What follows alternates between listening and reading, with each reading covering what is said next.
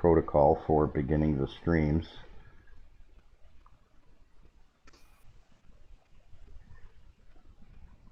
And Taz, can you check Twitch and YouTube to see if we're actually live? Twitch is showing live. YouTube, I haven't checked yet. Yeah, if you could just take a peek, that'd save me having to swap a screen here. Yeah, no problem. Give me 1 second. I just have to click on the link to get it. It says live now. Yep, it's working. Awesome. Oops. Sorry, that one was still playing. Hey, Alok. Thanks for following, buddy. We're just firing up the stream here. Washing our pits and taking our socks off, if you will.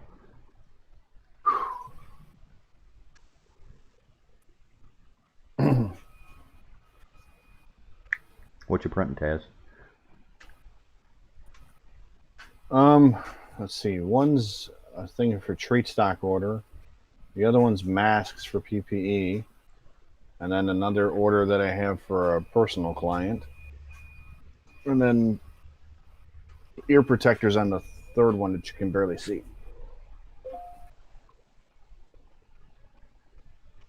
Yeah, the lab cam right there, I just finished a batch of the Roblox Crates as featured in one of the Nexus videos that I had designed for my son. He has a friend of his that wanted another set of those, and those just finished about 15 minutes ago. Cool. And amongst other things, there's other stuff happening right now, but I can't show it. Most of it's proprietary. Oh, that's crappy corn-fed. I mean, not feeding the Rugrats, but text only. Did you guys check out the pre-release image for the new GUI that I'm putting out for the Marlin Advanced firmware there? I think I'll dig up an image of it on Discord or. I guess he can hear us because then he's not really text only. He can hear us, but he can only talk to us type text. Okay. I'll put it up on Discord real quick too, because there's going to be some other people that are just getting notifications and they didn't catch my article.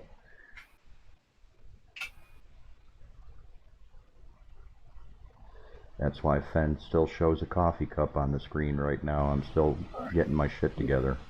Give me a second, because I think he fixed it. He put the Twitch stream popped up, so on the artillery one. Okay, that's awesome. Well, there's the article too. I'm gonna put that. Well, the article, if you want, you can put in the stream chat right now. Oh, some people have been adding to the show-offs.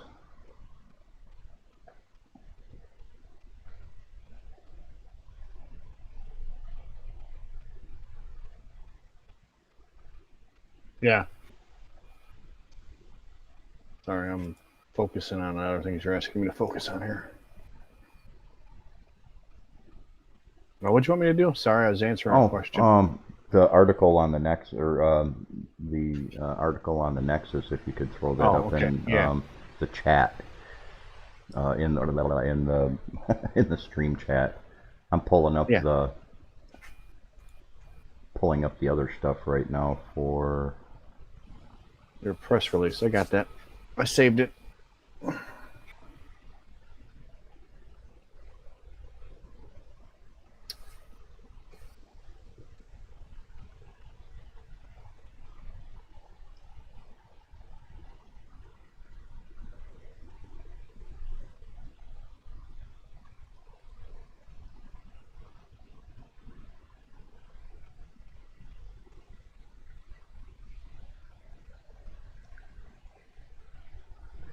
Yeah, the new GUI.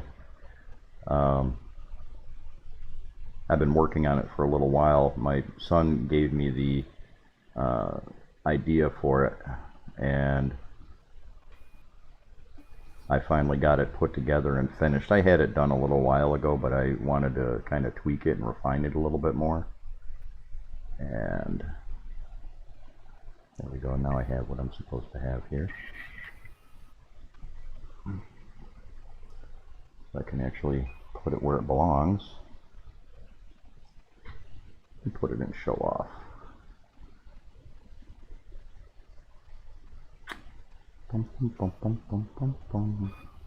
Because the closest one to me, it's got the new PEI sheet on it.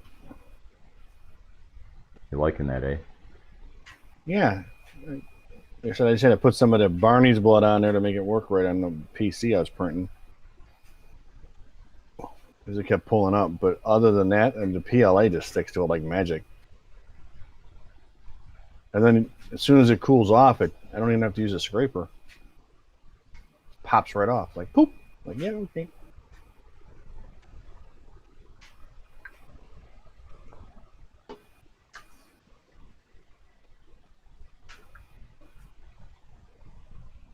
Oh, you talking on the PID auto tune, corn-fed? I'm pretty sure you are. Yeah, I'm going to be doing that. I thought about that too after the fact.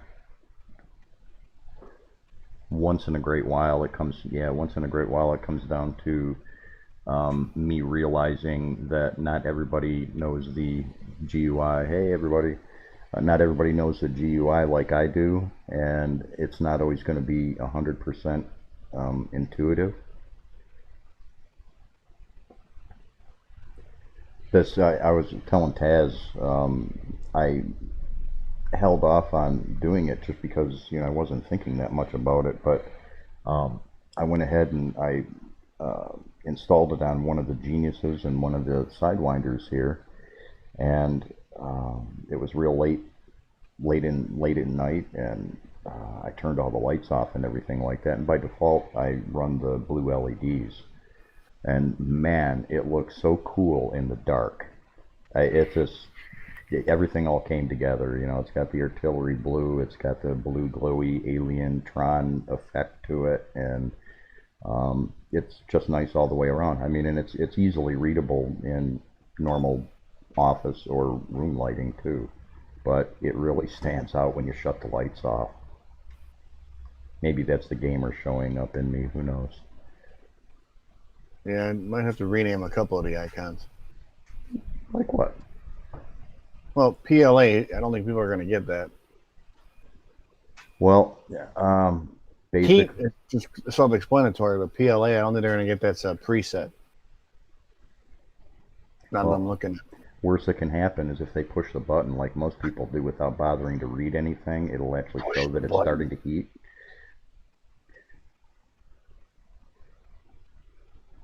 Oh, you can see the daylight's coming through my window. But that's kind of the idea for the discussion right now, and also the pre-release party on Friday night. People are already sending me messages that I can see here. They're asking about hey, how can I get this? I want it now. Can't have it. It's being pre-released Friday, and it's going to be only pre-released to our watchers and followers on the stream Friday night. It's going to be... Oh, you're welcome, Tralamaza.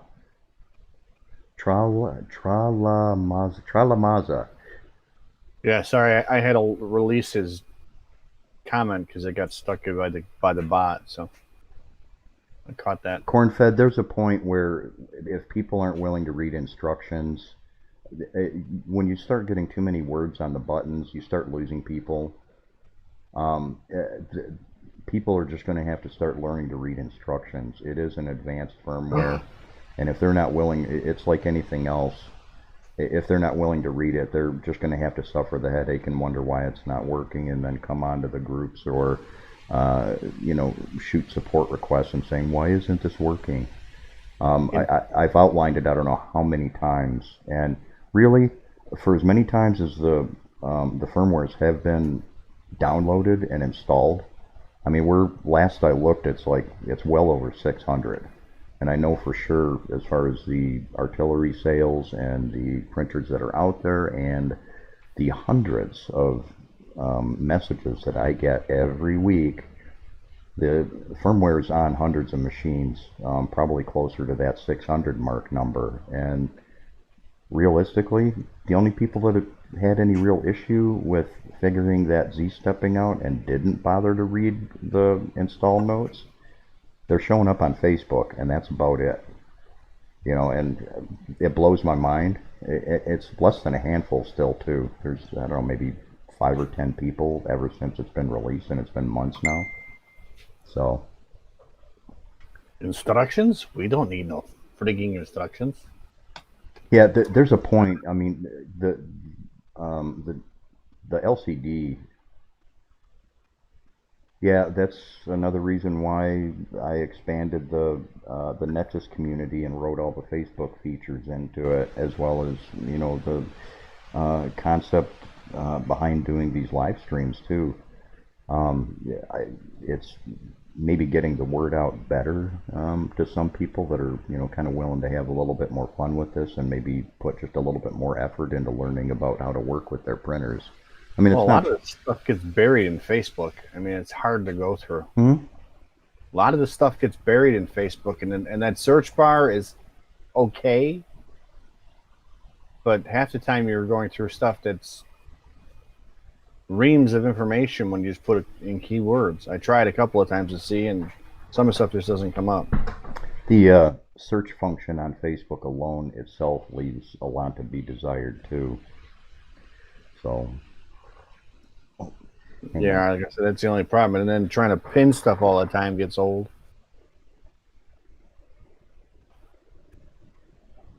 there we go.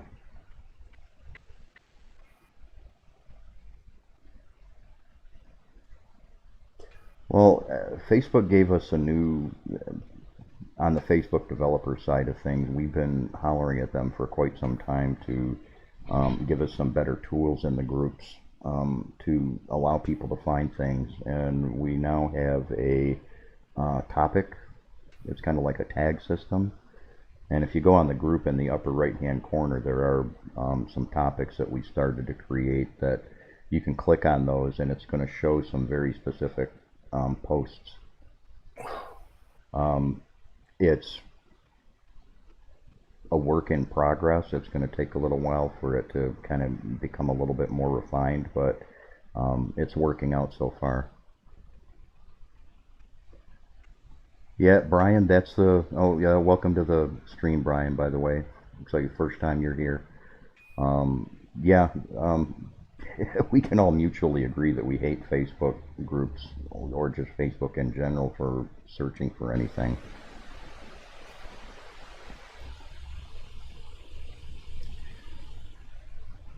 Tralamaza, the 4.5 Cura profiles that I released, the bundle package for the Genius and for the Sidewinder have 6mm nozzle profiles in there. Bringing up another subject today, version 4.6 of Cura did the same thing to us, and it's not just artillery, it's all of the other third-party printers.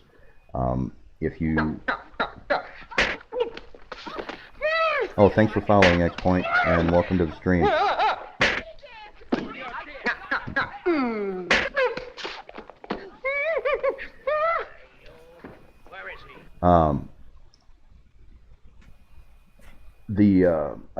Okay, lost my train of thought because of Curly there. Dang you, Stooges.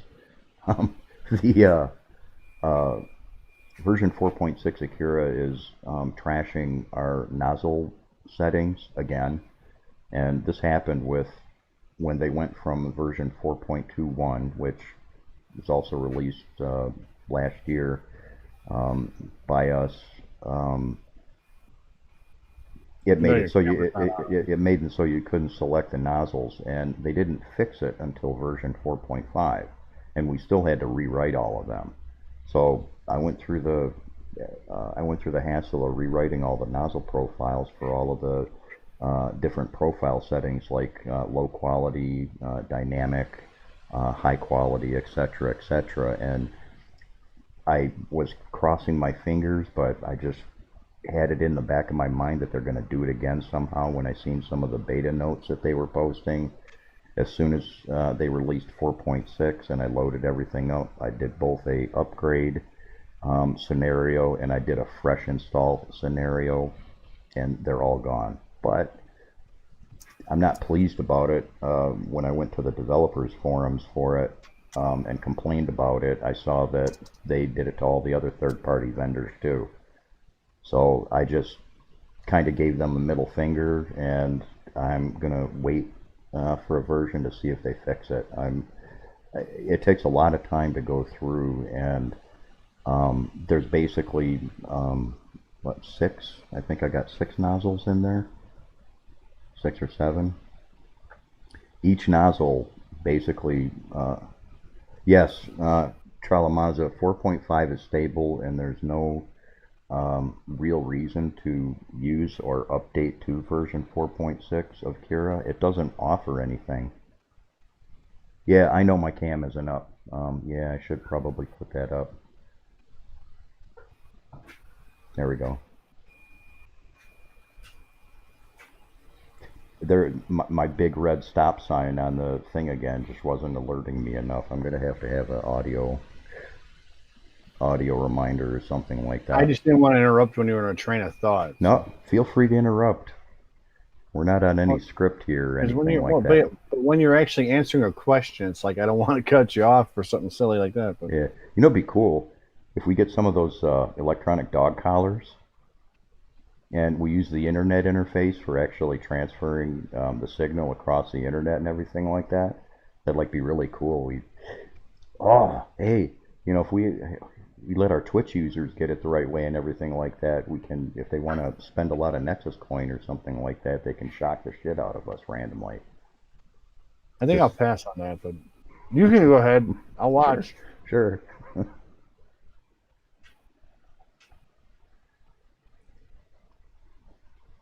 Yeah, like I said, Tralala, the version 4.6, if you look at the release notes on the GitHub, they just added some new printers, and they claim that they fixed some bugs, but with Cura, I'm going to refrain from flipping the bird right now. Yeah, they fixed some of the things that they may have introduced in previous releases and things like that, but almost without fail, every time they add some new ones, and it's really tedious to try to keep up with. When it comes down to Simplify 3D or even Prusa Slicer, making updates for versioning and stuff like that takes, you know, an hour or two at most, you know, and most of it's testing. With Cura, literally from one version to the next, the way it's been since version 4.3, it's literally been like a whole day or a 2-day affair, and they're not giving the users anything more of a positive experience. Most of the stuff that they're putting into it are some better experimental features. You know, they're kind of mainstreaming or mainlining some experimental features that they've had for a while, but most of it is all directed towards Ultimaker's marketplace. It's all, you know, about capitalism and everything like that.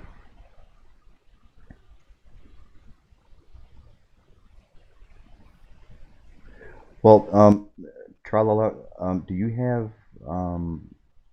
Prusa Slicer, or have you used it? Because there's a configuration bundle for Prusa Slicer too, and setting up nozzles in Prusa is so easy. Oh, you know that already. If I see you say you're using it.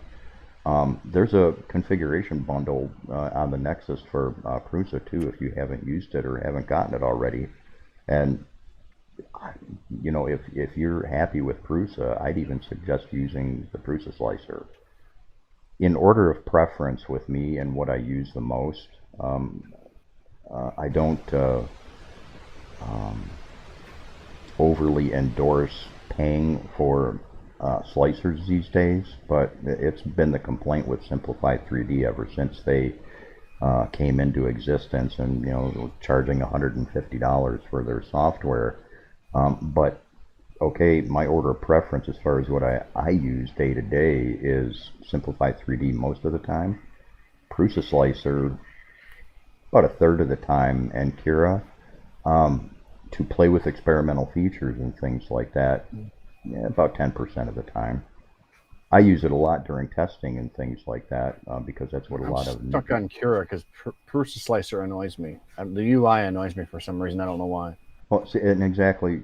what do you guys think of the Z belt connection? Feels strange to me. You talking about the dual sync belt? The sync belt up on the top? It rocks. It's awesome when it's working fine. People but if your axis is off and you didn't set it up correctly, that's where you're gonna run into issues. And what guys don't do when they're setting it up is take a set of blocks and make sure that they're even. So when they're off, you're gonna get that sync belt seeming like it's pulling a problem when it's actually how you get it set level.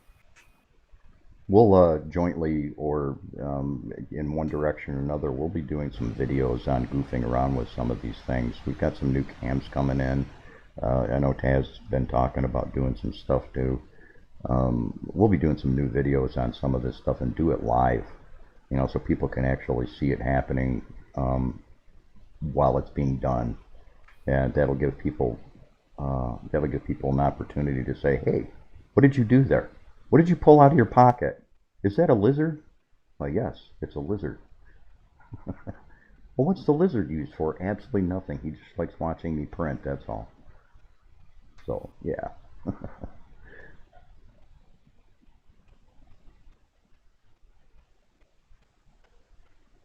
I was amazed from day one with the printer, I'll be honest. And even when I had my issues, which were like growing pains as far as I'm concerned, because it was pretty much brand new when I got them. So I didn't expect it not to be issue free, but it's always printed great for me. They're my workhorses. They do all my heavy lifting. Cornfed, this might sound weird. I think I mentioned this, and I don't know if you caught this in a previous stream or not. Since XYZ Cube. 2014, 2015, I to date have not printed a single Benchy ever. Okay, the print itself is useless because I do a lot of... Yeah, that's a common one right there, and you can learn a lot just by going with those. I do a lot of gaming terrain and stuff like that. We talked about that before, and some of the gaming pieces that I have and things like that beat the snot out of the printers as far as checking your calibration, your detail quality, and everything like that. I've got some small, like little miniature treasure chests, little mushrooms, little rock formations and things like that. I just throw something like that on the build plate and test. This is my go-to. Otherwise, I'll be right back. Hang on here. And then you can see what happens when you have a problem with one.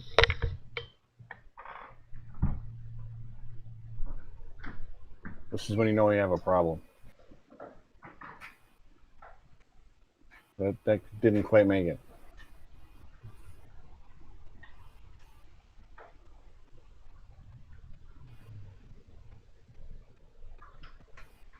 And then if you get really creative, you can get like weird cubes that they have on there. But I do use it because you can calibrate it. It's a 20 millimeter by 20 millimeter. So that's how I know it's dialed in right. Because the Benchies, I mean, they're meant to mess up your prints. I mean, they really are.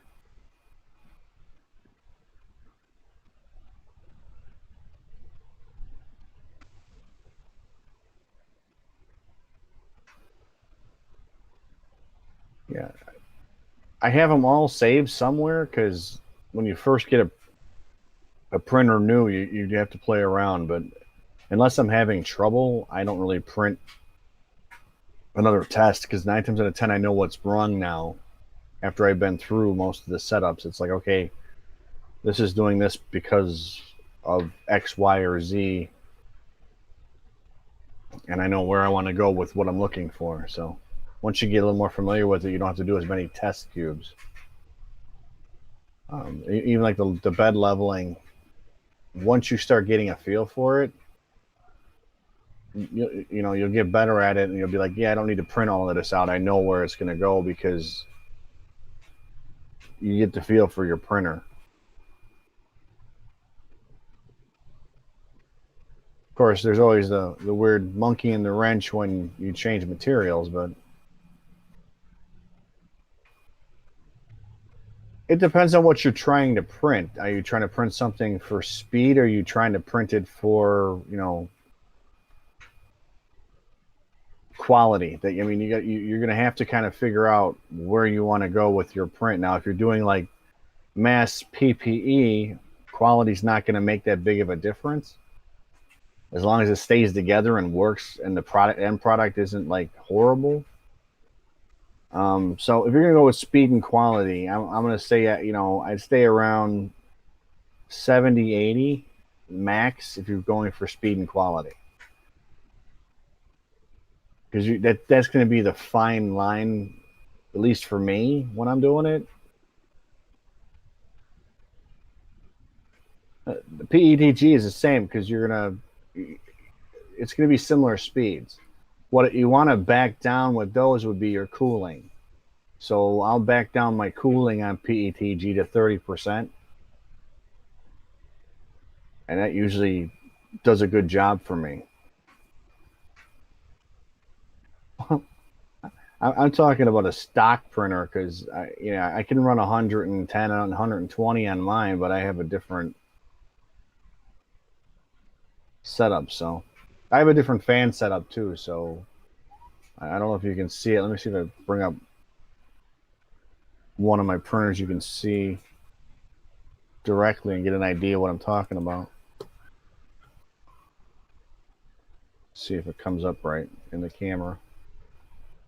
I'm gonna have to adjust it. I have a different cover and a different location on my fan, so I put it up because he puts the cameras off on me a little bit here. Oh, it's up too high.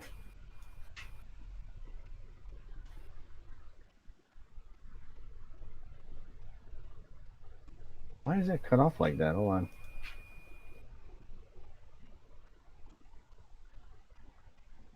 That's weird.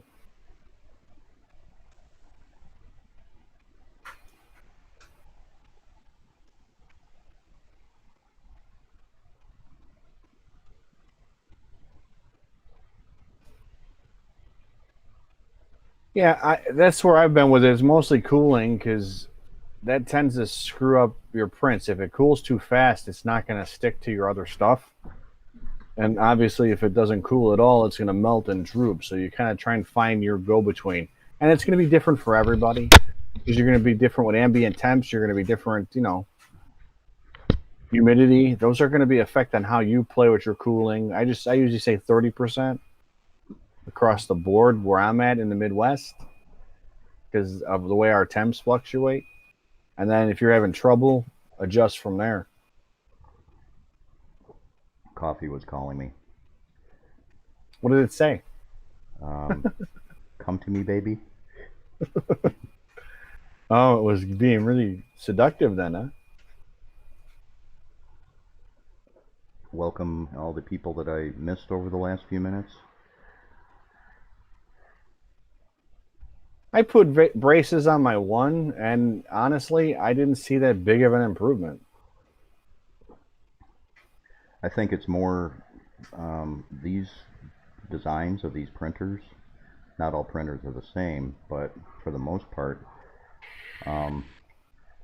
the surface or the bench table, the place where you put the printer, its stability has a lot more bearing on some of the artifacts and things that you might see in your prints than the braces would. And also the mounting of the filament on top of the printers. I've never felt comfortable with having a roll of filament on top of a printer. Some people have no issues with it. They run theirs all the time with it, but You mean that's going to be a problem? of course it will. I seen a picture today on one of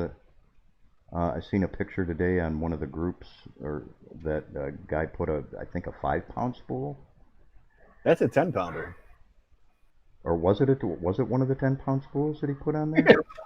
Holy shit! And I mean, I did a joking picture of it when I was playing around. And I think someone took it seriously. I said, I'm not advocating this, but it works. I mean, it does work. I tried it out, but I wouldn't go too high with it because you're going to start getting that vibration once you get up really high. It's going to start rocking back and forth. But Hey, a lot of questions all of a sudden at the same time. Cornfed, when I have my printers kind of doing mobile stuff, and this solution works for, some people that just got a printer or two, the cheapy clothes racks with wheels,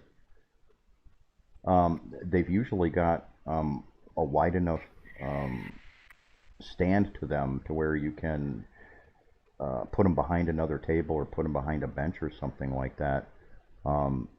They make a really easy or a simple solution for hanging. Or the whatever you call it, for holding up the backdrops, that works good too. And Framer Boy using BL Touch. Nope, don't touch them. I've used them. I have printers that have had them, as well as other types of ABL sensors and things like that. I don't feel they're necessary. That's opinion. Some people swear by them, and they're really comfortable with using them and things like that. But the mesh bed leveling feature that has been in Marlin since like 1.14 or something like that does pretty much the same thing. You don't have to mess with hardware. You don't have to mess with anything else. And it's one less thing to go wrong. If your printer comes with it, that's a different story, because hopefully the manufacturers have their act together. I'll be right back. Predator owns 04. Yes. Well, I'm a little biased, okay, because I put the firmware out for the artilleries that have the mesh bed leveling enabled in it and everything like that. So yeah, it's not a plug in any way, shape, or form. I put it in there to show people, especially the people that are having all of these issues with BL Touch and leveling issues and things like that, that they don't need to go through all that hassle.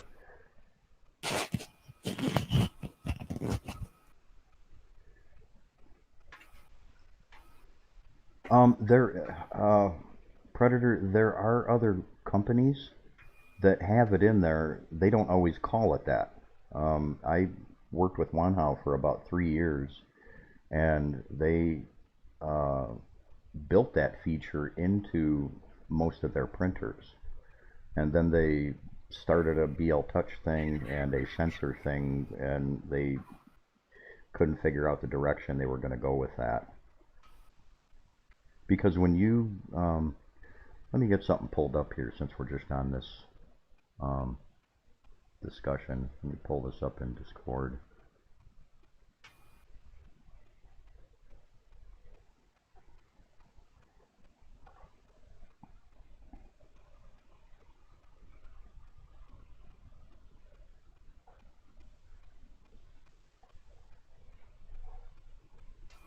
Yeah, the aluminum plates, you can't put a lot of pressure on those. They're okay for, obviously, for printing, but putting weight on it is going to bend those. It's not a good idea.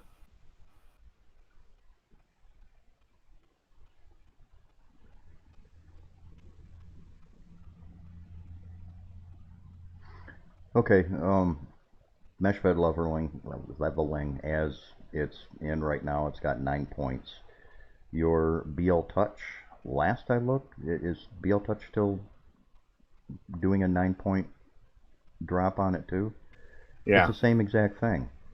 And you can drop it. You can make it go higher, but most people use the standard 9 point. So in the firmware, you also have that option. I've had requests for it, and if and when artillery decides to put out a bigger bed platform like a 400 or a 500, we'll see um, perhaps 16. I'll be right on top of that, but for most scenarios, the 9 points, both with the ABL and also the mesh bed leveling, it's the same exact thing. Well, one's doing it for you, I suppose. That's the trade. That's the trade-off, I suppose. And myself, um, I've done enough of this. I'm experienced enough where I like to think I am. I haven't had any issues working with the sensors when it came down to testing, playing, so on and so forth. Um, but the average user out there, the first thing they're looking at is uh, they either have some soldering to do. They've got some firmware changes that they need to do. There's a whole list of things that you got to do just to get to the point of testing it to see if you've done everything correctly. And a pretty fair amount of people that have never done something like this before, they're brand new people. They've never, some of them never even picked up a soldering iron or anything like that. They're jumping right into doing this, and they're getting halfway through without reading into everything that's necessary for getting from point A to point B, and they end up with a printer that's not working. Or even after you follow some of the instructions that are out there to the letter, for some goofy reason, there's something people may have forgotten or done incorrectly.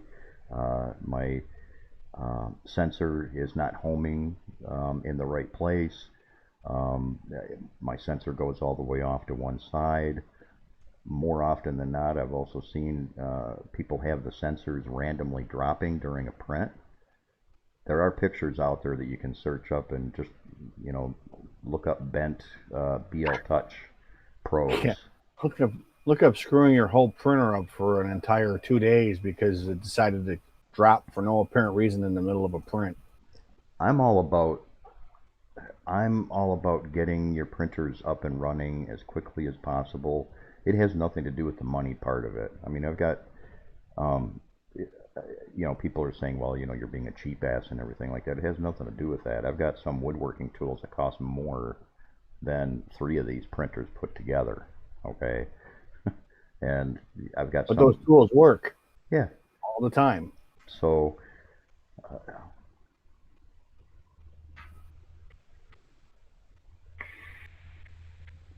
well, Predator, you say you've been, printing for like 7 years and you never seen it done like in the advance. That makes me feel kind of cushy inside. I know I'm not the first. There's um, other brands out there. I've had a lot of brands go through here. I mean, we over the last 5, 6 years, we've gone through, well over 100 printers and various brands and companies and things like that, and testing and design, engineering, and things like that. And I've seen it a few times, but just not as often as I would have liked to. What happened, timeline-wise, was um, after mesh bed leveling was introduced, they had some people had already been working on the concept and the idea of hey, let's automate this even further, so we don't have to touch anything. And that's kind of where the ABL, started getting worked on and getting put into things. And um, erroneously, in my view, people just bypass what mesh bed leveling was all about and what it's for, and kind of forgot about it, if you will. It's silly. It doesn't make sense to me. People like calling me old school and things like that, and proof positive. I mean, when it comes down to everything from bed surfaces to these ABL sensors and some of the other concepts, that are hitting the market with regards to extruders and things like that. Newer is not always better. Hemera. Hemera.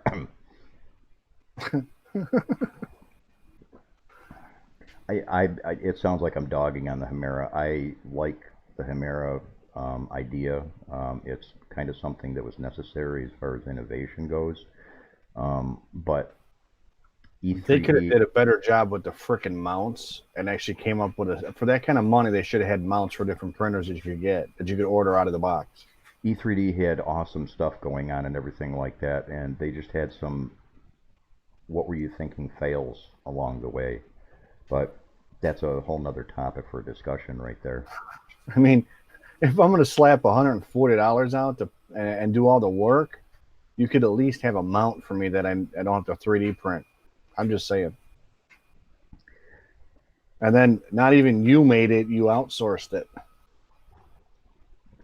Predator, let's see. Are you planning on adding that feature to more printers like Creality?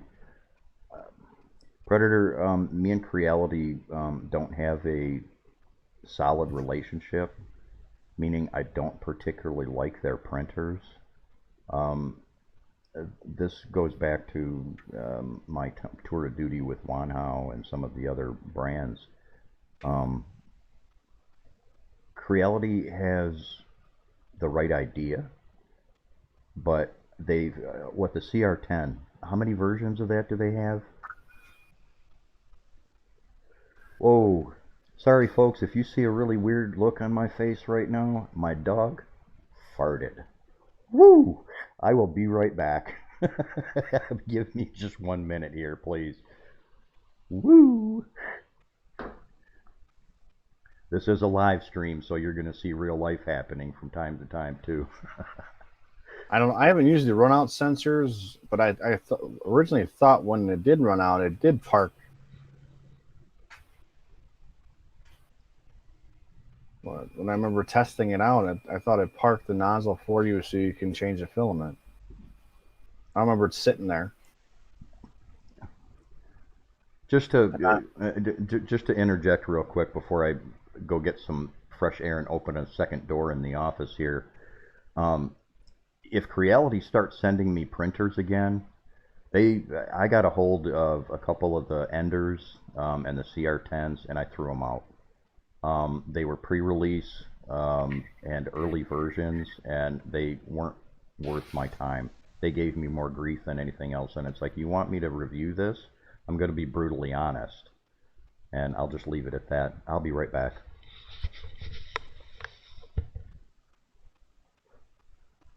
Yeah, Predator. Sorry, honestly, I did a lot of changes on mine, and I stopped using the runout sensor because I found it was leaving layer lines in my prints because of where it was at, and I don't see a good workaround for it, so I just stopped using it. I don't remember about it if it parked or not, and I actually changed the board out so I can't like quickly test and tell you, unfortunately, because I completely eliminated the runout sensor altogether as I got tired of that interfering with my prints.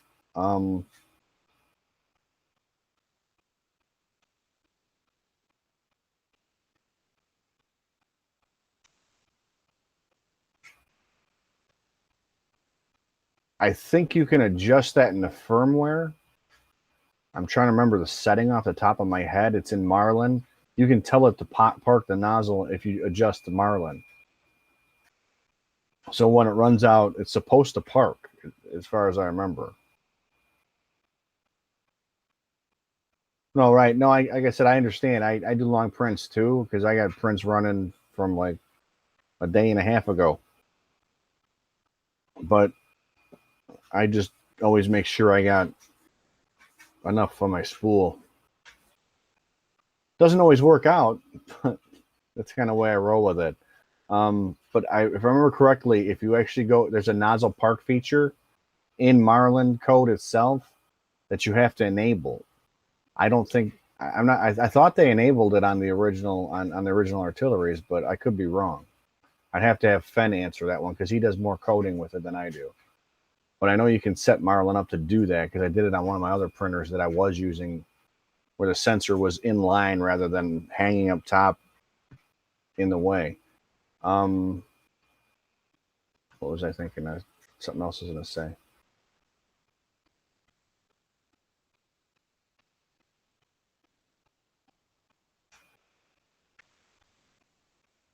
Anyway, I lost my train of thought. Oh, how underwhelming the Ender V2 is. Yeah, the only thing cool on the Ender V2 is the new screen, and even that's kind of like, yeah, okay. And it's still that's this kind of relates to what I was just saying about Creality in general and everything like that. Everybody knows that a direct drive extruder is more flexible and a better, in my view, option than the Bowden. Without fail, they constantly throw these printers out that have Bowden extruders on them, and I don't like them. I think they have a contract with somebody to keep using that hot end. Maybe. It's got to be because everything they own, they put that hot end on. It's like you guys couldn't be a little more creative. Um, I use his advanced firmware on customer builds. My printers are not stock anymore, so I kind of zeroed myself out on the advanced firmware, unfortunately. I mean, I use an advanced Marlin, but it's not from 3D Nexus, unfortunately. Because then I could just pester Earl and have a problem. Be like, Earl, fix this. I'm lost. Now I have to kind of like look this stuff up myself. So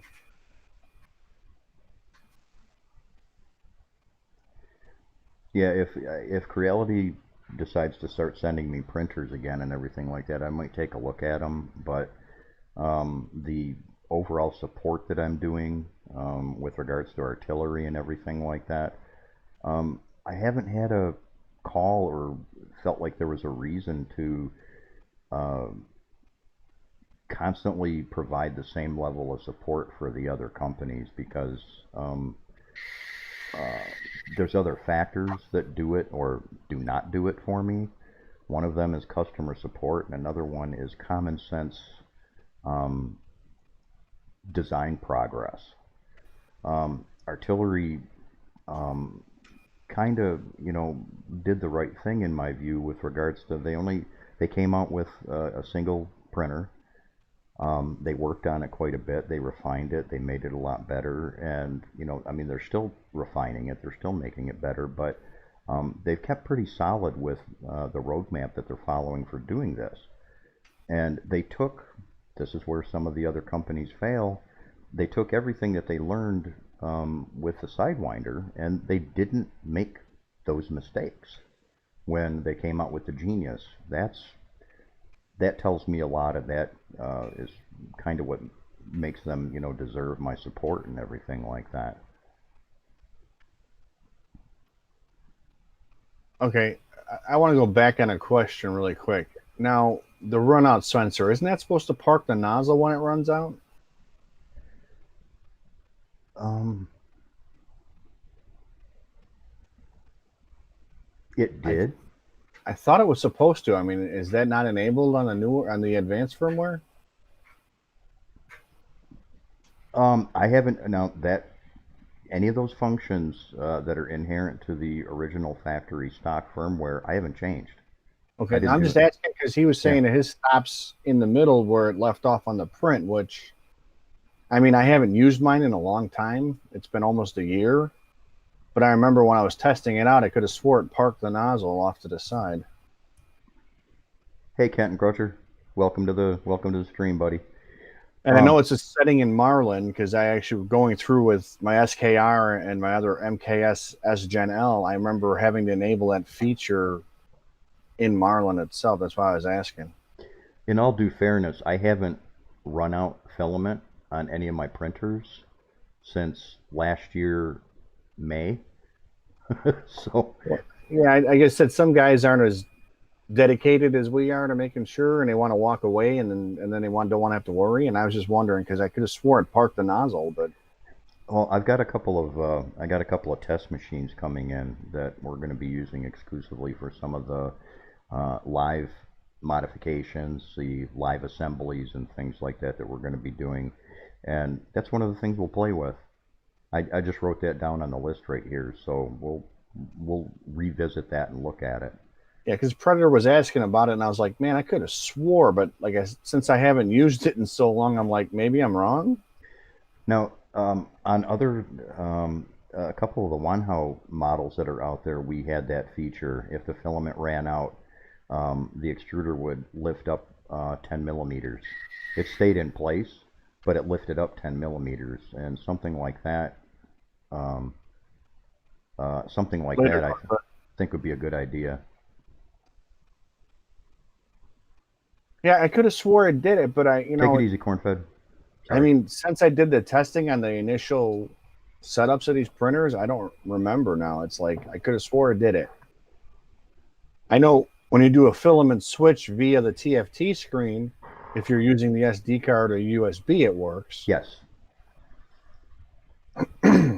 But that's now. I mean, I'm not sure where you're sending your files from either. So that's another issue because I know that it Octoprint. might just stop if you're running it off of. It shouldn't even actually work if you're using Pi because Pi doesn't have the Raspberry Pi and the TFT compete for communication, so that doesn't work. Hey, Oop, Warrior. I gotta fix something really quick. What's up, Warrior? Be right back. You probably see me on screen messing with something anyway. So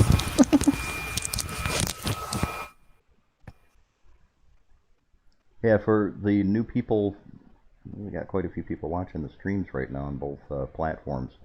Um, good, Warrior. For anybody that hasn't caught the topic or perhaps seen the article on the Facebook groups and everything like that, uh, one of the parts of the stream today was the announcement and release of the or information with regards to the pre-release of the new GUI. Um, Let me pull that up for you guys real quick.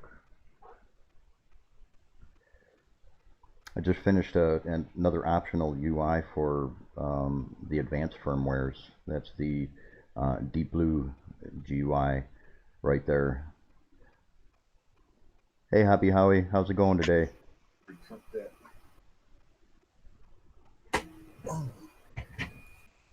Yep, information on that one today. It's super glowy, it's blue, it's awesome, especially in the dark. Um, Futuristic, kind of a techie variant that my son. Nope, Predator. It's just a GUI option. It's just something to make your printer look cool in a different way. There's also Friday. I'll show some images. I'll drop some images during the stream of the codename Skittles. Yes, yes. Feel the rainbow there. The Skittles GUI option too. That's more of a colorful. Hey, thanks for the follow, Scheme.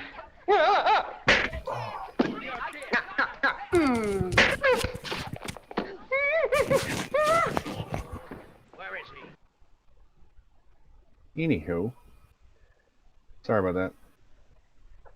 Well, the cool thing about the GUI enhancements, you just throw them on an SD card if you're running the advanced firmware. I may do versions later for the stock firmware but they're kind of back burner to this other stuff. Um, the cool thing about the GUI options, if you want to, change out the look of the GUI, as long as you're using the advanced firmware, you just put the files on an SD card, drop it in the printer, and turn it on. It updates, and you're all done. You don't have to reflash the firmware or anything to use these new GUI options. Reason for the glue, I'm using a PEI sheet over my standard bed. So using hairspray on that, I'm going to follow Earl's suggestion and use the glue because I'm using PC and trying to get it to stick right. So that's polycarbonate, and it was peeling up in the corners, and I didn't want to try the hairspray. Everybody from time to time and frequently hears me talking about, the indestructible build plate surface that I use and everything like that. Some of the biggest grief that I've seen out there comes from, people that have trouble with adhesion, ambient temperature issues. Um, I've been using the same stuff for the last 5 years, and I don't have any of the issues that people are um, uh, dealing with these printers. And it goes back to the newer is not always better. There's a lot of different build surfaces that are out there now. Everything from Build Tack and all the Build Tack clones, the Mamero, whatever the heck that crap is. It's basically a PP material that will fuse ABS to it. Um, every build surface has things that you have to deal with and everything like that. But one of the things that I won't tolerate is um, failures due to, like in the case of the uh, PP material that fuses ABS to it. I mean, nobody wants to have to chisel a part off of their build surface, and you got to throw it away.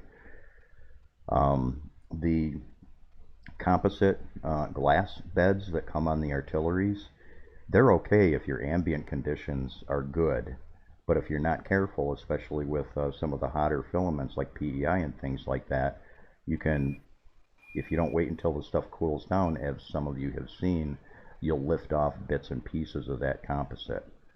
Personally, on my end, and because of the farming operation, the constant lab scenarios where we're running prototypes and things like that, I can't afford to have that happen.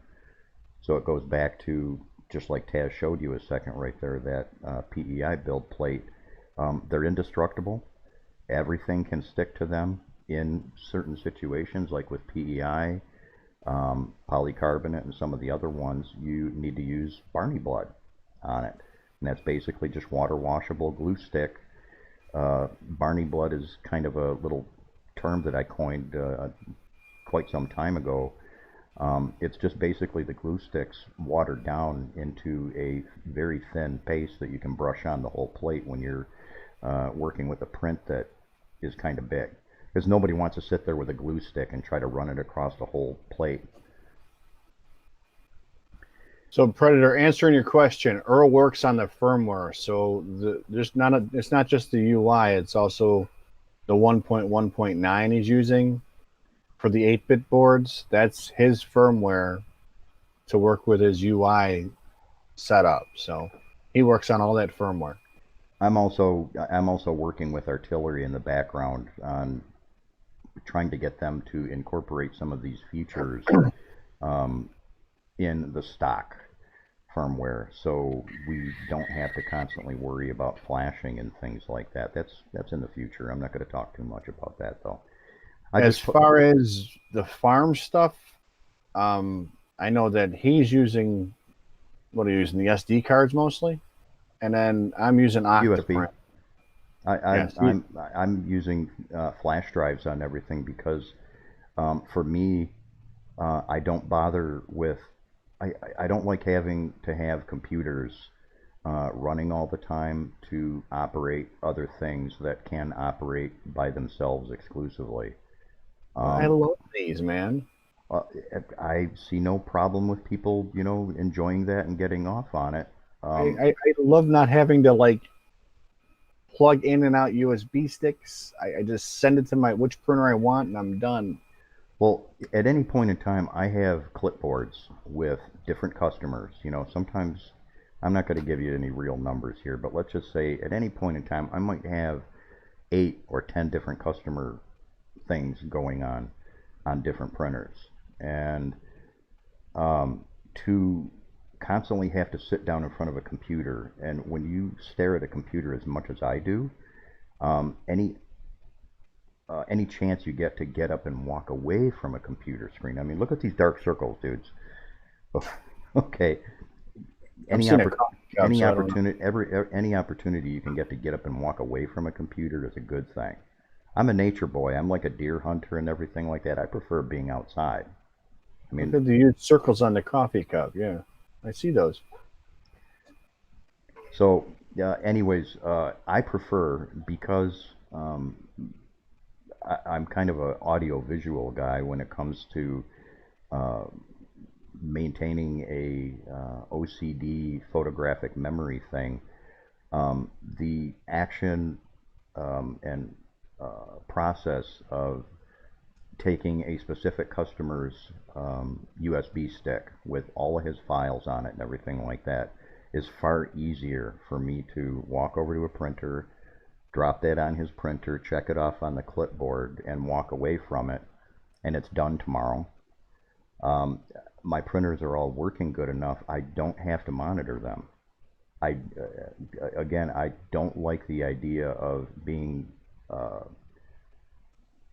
not confident enough in your operation and your printers and things like that to have monitoring software and additional camera software and things like that. And realistically, where I'm in a historical building. I've got thousands of square foot of office, lab, and studio space. I'm here practically 24/7. I work where I live. Okay, so I don't have to worry about if I'm out on the road or anything like that, because if I'm out on the road for any great length of time, stuff's not working. You know, uh, uh, I don't like the idea of house fires, building fires, or things like that. And with 3D printers, 3D printing, I don't care how good you are. I don't care what kind of uh, equipment you have and things like that. There is always that small chance that the worst case scenario can happen, and it doesn't matter what printer you have. I mean, I've seen Prusas, go Prusa. I've seen Prusas burn up. For anybody that gets onto the groups and the forums and the other community scenarios and says, oh well, it's the Chinese clones that cause fires and everything like that, every printer can do it. Every printer has a possibility of doing it. Yep, very true. But I still like my Octoprint because, like I said, I can set it up on my home network. I get notifications through Octopod on my phone, so it'll tell me when it's like 50% done. I can look at the camera really quick to see if something's going on while I'm doing something else. Whoops. And with me, I walk through both the lab and the farm area 50 times a day. So I almost know where everything's at almost all the time, and I also plan accordingly. Um, I don't run so close to the wire. Um, uh, Farm-wise, business-wise, I don't run so close to the wire where, um, oh God, this printer's just finishing up. I gotta, get this one pulled off and get another one thrown on, within 15 or 20 minutes, or within an hour or something like that.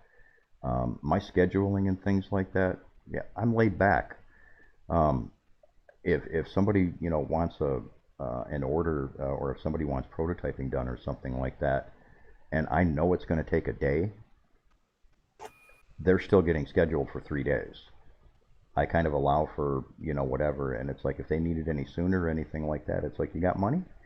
You got a lot of money? You can send me a lot of money, and I'll sit here and babysit. I'll throw in another pot of coffee, and I'll babysit your job until Have a good it's one, finished. Predator. Thanks for hanging out with us. Yeah, thanks a lot, Predator. Hey, be sure to catch the stream on Friday. We're going to be having some fun. And the Wi-Fi is a lie. You can add on that $12 card, but I wouldn't bother. You're better off using Octoprint. That $12 card doesn't do anything in the way of a UI interface. No. That's significantly great. That's a leftover remnant from the stock TFT software that Artillery was working with when they put their printer together. It's the MKS firmware, actually. That's been in there since the day they made the board. Yeah, if you want notifications of the streams going live and stuff like that, Predator, don't forget to follow, like, subscribe, follow. You're on YouTube, so click that little happy YouTube bell. You'll get some notifications when stuff goes live. Twitch is better, though. Twitch is awesome. We're going to be doing some really cool stuff, and unfortunately it's only Twitch related. The Nexus coins and things like that, it's kind of like a virtual currency or a visual perk system. And in part, the pre-release of the GUI update that I'm going to be putting out, the deep blue version that we were just talking about, it's going to be only available to the followers and watchers of the stream on Friday, and it's purchased with that virtual currency that everybody gets. You get it just for watching the stream. You know, it actually builds up and accrues over time. I'll have a little bit more information put up on that on the Twitch channel and on YouTube over the next day or so people can kind of understand. It doesn't cost anything to do it. It's just kind of a happy way for us to take care of the people that are supporting us through viewership and following, you know, and subscribing and, you know, things like that. So, hey, yeah, thanks for the follow, Framer. Appreciate it. Man. What's up? I'm just not happy with the way a print turned out. I just broke it now, too. Whoops. Can you blame it on anybody? No. Yeah, you can. The stupid support fell out. Screwed up the side slot, this is like a 6-hour print, unfortunately. Is that also in that polycarbonate that you were working with? Yep. Now the other one turned out perfect. The other hole turned out great. The extra support stayed in there, but this one popped out for some reason, so I don't know. So I gotta reprint this. That stinks. Yeah. What is the part? I'm not 100% sure. It was ordered off one of my. I thought if it was something. It looks like some kind of board, like a case for some type of board. Yeah. Too bad you couldn't use a. Hey, can't you get a 3D? Crazy bullet fakes it. A 3D pen. Get a 3D pen and kick the heat on that. You laugh. You jet. No, but I'm giving it to a customer. It isn't for personal use. Yeah, it's got to be right. You can't do that to people. That's why I'm laughing. I'm like, if your layer lines are perfect, you can hardly tell that there's layers anyways, and a glue pen would just be a little fill point. But I know the truth. Yeah. I'm just giving you shit, dude. I do exactly the same thing. Just if I'm going to give it to somebody after they purchased it, I can't give it to them like this. It's okay, like, no. That's a different story. Okay, money is involved, so yeah, got to do it right.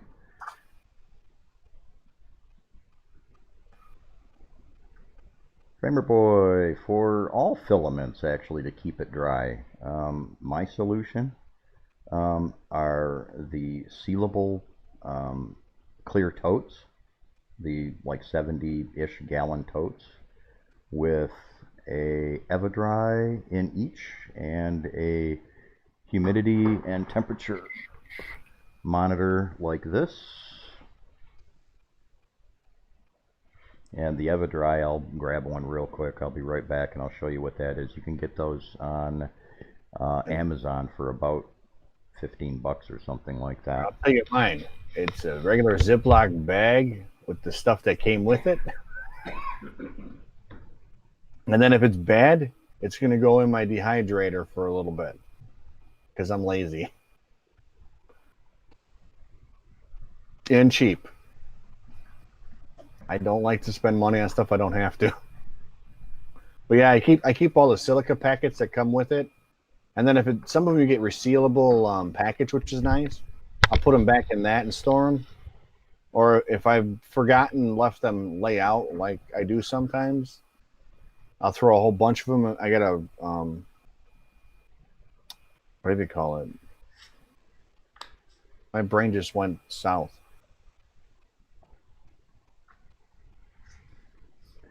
You said humidifier and stuff and just threw me off. My dehydrator, I got a big box dehydrator, put like 7 or 8 spools in there and just dehydrate them because I'm lazy. Yeah, some people like use the food dehydrators that you can get for pretty cheap. Yeah, those work too.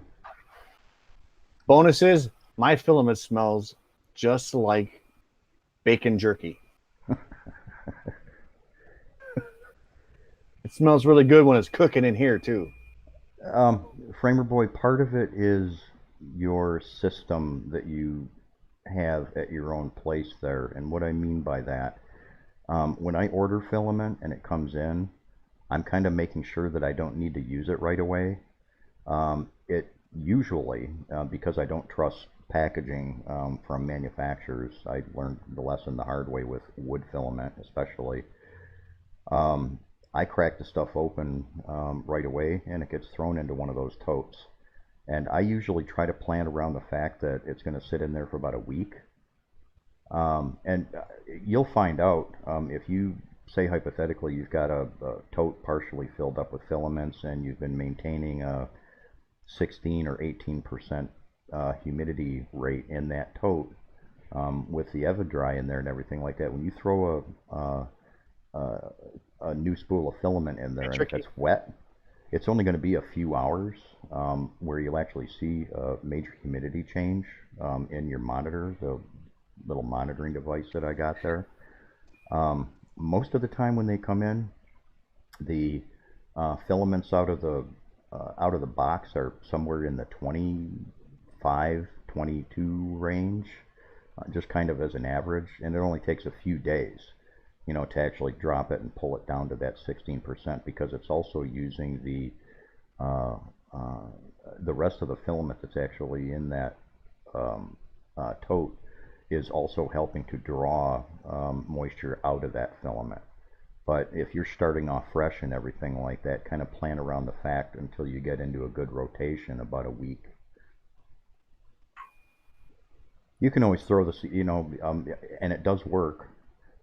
If you've got like a glass or a higher temperature acrylic pie cover, that's clear or something like that, or anything for that matter, you can put a roll of filament on, lay it on the bed of your printer, and kick up the build plate temperature to like 40 or 50, and cover it up, throw a bag over top of it, and leave it that way for a few hours. That's kind of like a quickie way to knock the humidity back. Well, most of my filament in the dehydrator, I set it at about 140. That's Fahrenheit. And then I run it for about 4 hours. I've even heated coffee on my printers, dude. I had a cup of coffee and I knew I was going to be walking away for about 15 or 20 minutes, and set a cup of coffee on one of the build plates that happened to be heating up, and I was testing some other things and everything like that. Set the cup of coffee on it and walked away. I haven't seen. I've seen another short video a while back. A guy was. It might have been on a Prusa. He was frying an egg. He was frying an egg. And then CNC Kitchen did what is it? That half-cooked meat they do. I can't remember what the hell it's called. Yeah. He did it on Prusa. It was funny. Now I know. I know. Sous vide. That's what it is. Thanks, PC. Our side of thanks PC. On our side of the pond, let's just call them steakums. You can make steakums on your printer. I'll just make raw and be done with it. Yeah, knock the horns off and give it to me. I'm a rare steak guy. Where I'm at too. If it ain't mooing, it ain't going. Anyway. 170 centigrade? Holy crap.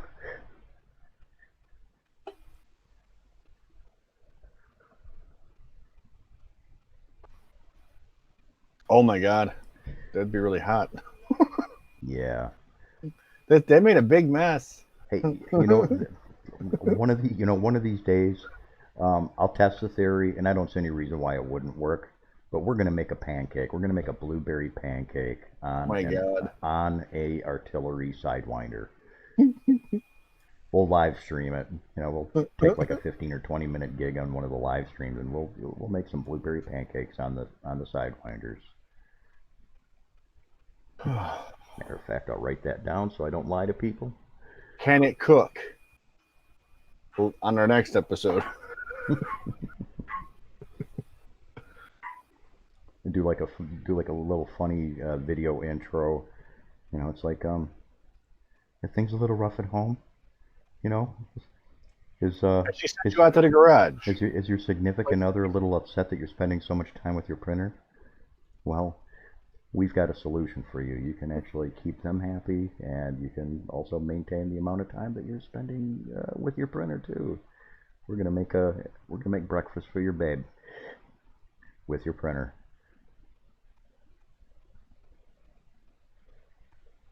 Yeah, Tricky 4.6 sucks right now. There's no right out the gate. You can't select nozzles again, and it's not pulling over profiles. So Yep, there's no features in it. There's really no features introduced in this version that do anything for anybody. They claim to have fixed some bugs that were there in the previous version that really still don't affect too many people, if at all. And as usual, the way Cura and Ultimaker does things, they introduced some new ones that made it really difficult on those of us who maintain the profile packages. So I'm just begging people to, hey, if you want to play with 4.6, feel free, but you're not going to get anything out of me with regards to updates for 4.6. Because with this, now that they've had people, and it's not just our printers, they did it to all the third-party printers. Now that everybody's complaining at them, you watch, it'll be probably a week or less, and there'll be some version 4.7 of Cura coming out. You watch. these are the nozzles I use. I like my micro Swisses. I like the micro Swiss too, but for the most part, I stick with just brass. I mean, I've got handfuls of them here. So, Well, he's talking about using the ABS and carbon, and I would use something a little more than brass. well, my thing is if I'm running carbon fiber on a printer that is set aside for doing carbon fiber or exotic filaments that are abrasive and things like that, I'll use the higher end nozzles. There's, kind of some logic there. But if I'm on average doing, non-abrasive filaments most of the time, and only doing carbon fiber or glow in the darks or things like that periodically from time to time, to me it's a lot easier just to take a buck nozzle, swap it out after I've been done goofing around with carbon fiber for the day, and throw it away. It was a buck. That way I know that the new nozzle that I put back in the printer is brand spanking new. I don't have to worry about it being worn out or anything or degrading over time. Yeah, I did. Like I said, I like the nozzles because number one, back when I started printing and had trouble, Micro Swiss took care of me. Yeah. Their customer service was top notch, so I've always bought their stuff. After that, I had a problem with the hot end, and part of it was my own fault and slipping and breaking, and no questions asked, they sent me another part free of charge. Yep. An extra little pieces, and explained it to me, and I've never forgotten that. So they're awesome. They're awesome like that. And if I had to pick between each, oh, thanks for the follow, cool.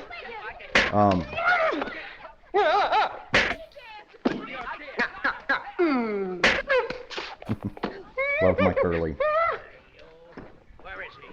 If I had to pick between E3D and Micro Swiss, everybody would say blasphemy, blasphemy, but I pick Micro Swiss over E3D. I love a lot of things about E3D and what they do, but there's also probably just as many things that I don't particularly care for. Nozzles are overhyped. To me, nozzles are just overhyped. And I mean, if the cost is a thing, and I'm sorry to interrupt on it, but now the Triangle Labs ones, surprisingly, are very, very good.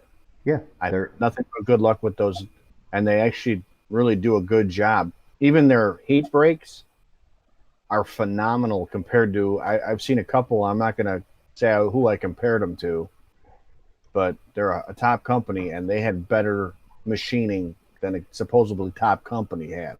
They are spending a little bit more time, and they're also following the engineering specs that E3D laid out for their nozzles and things like that. But on the inside, as a machinist, they're almost all the same. There's not a whole lot of difference. Yeah, it doesn't matter what company you get nozzles from. Less so with E3D, less so with a company like MicroSwiss.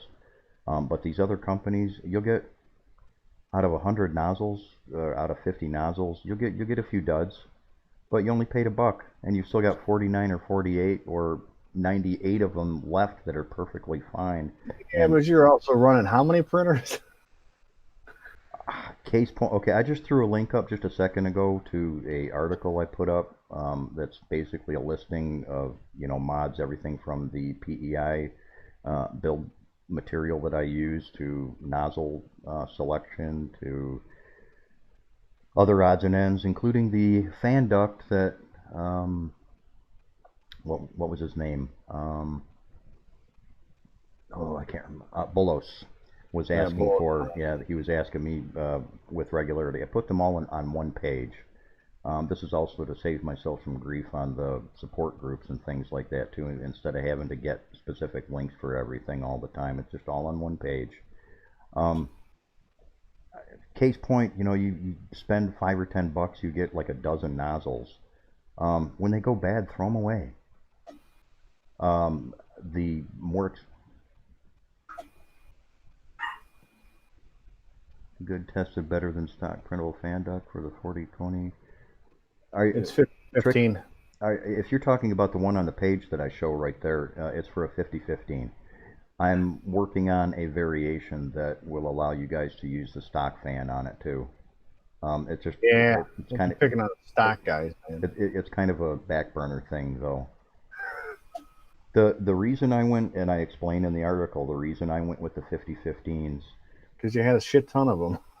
That had a little bit to do with it. I had a bunch of those laying around, but additionally too, as the rest of us.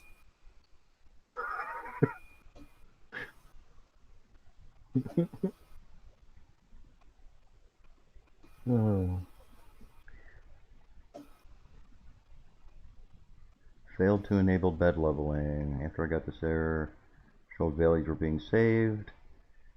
Return this. No data.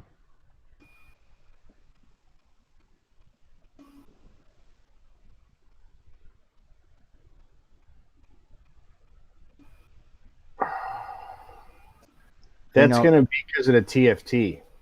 Yeah. I guarantee you it's going to be a TFT issue. Octoprint and the TFT don't like to play nice.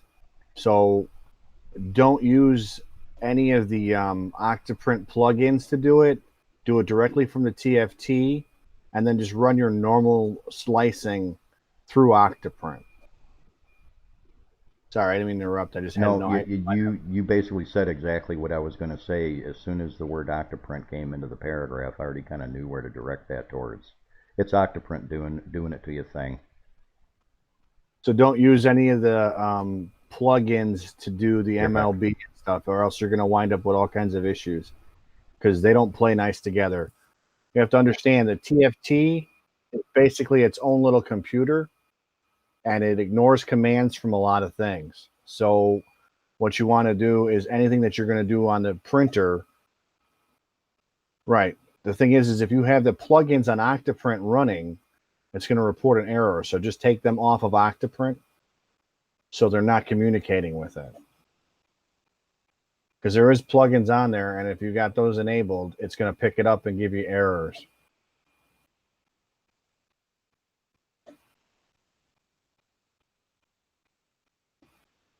That's interesting, Cornfed. I have to check that one out.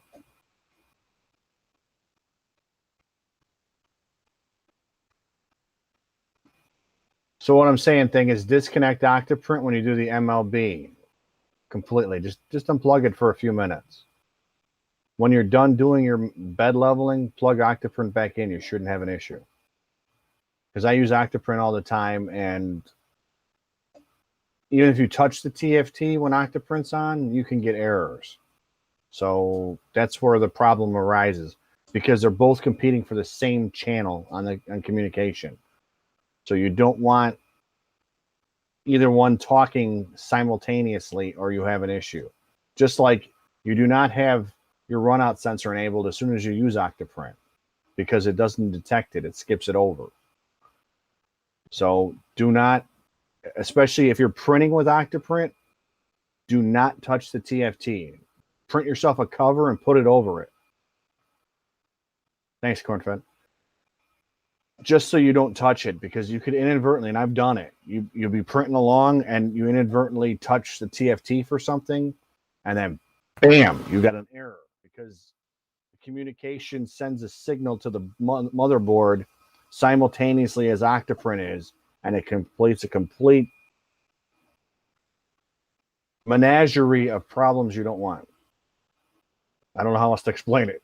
And I didn't know what it was either. I thought something was wrong. And then I found out that they're on the same protocols, so they don't like to play nice.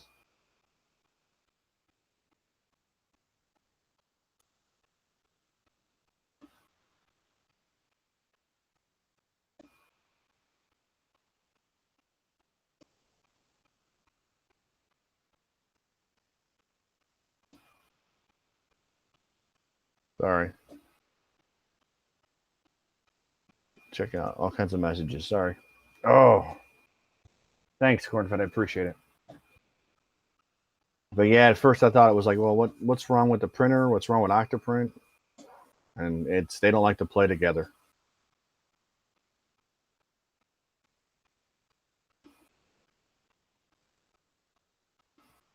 Ooh. Yeah, that's not fun. Yeah, I've made all these mistakes so you don't have to. That's what I pride myself on. Okay, I'm going to say both of my printers are 32-bit. I have the SKR 1.3 on one of my printers, and then I have the MKS S Gen L 32-bit on my other one. Is there a major difference? If you're doing complicated printing, there's going to be a significant improvement. Overall, right now, you can get pretty much the same quality either way. It's more of, the reason why I did it is actually because I wanted the M600 command from my TFT, which our TFT skips over on the stock version. So I was upgrading that anyways and went to 32-bit. I did a couple of videos on my YouTube channel, which should pop up in here every now and again. And I went over some of it. Like I said, it's a little bit of an improvement in like making circles, because your code isn't getting backed up in the 8-bit. But it isn't anything major. If you don't need to do it right now, I'd relax and wait till somebody else gets all the glitches out, because I had a little bit of setup problems here and there. And then the other thing is trying to figure out how to put the LEDs back on, because I like them on the printer. I'll be honest. I bought the Artilleries originally because I like the LED lit up. I like the way the ribbon cables were. And I got the LEDs half working. Kinda. I'm working on another project that if I ever get around to it, I'm going to use the, what do they call it? The pixel LEDs, because they use a 3-pin, not a 4-pin. So I'm working on that project with this little guy here. And instead of using all 4 lines, I'm going to use 3 and try and get it enabled. But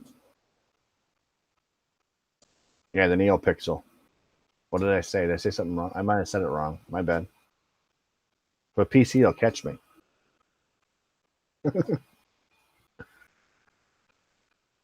You know, honestly, I didn't really look closely at the Duet. A lot of people like it.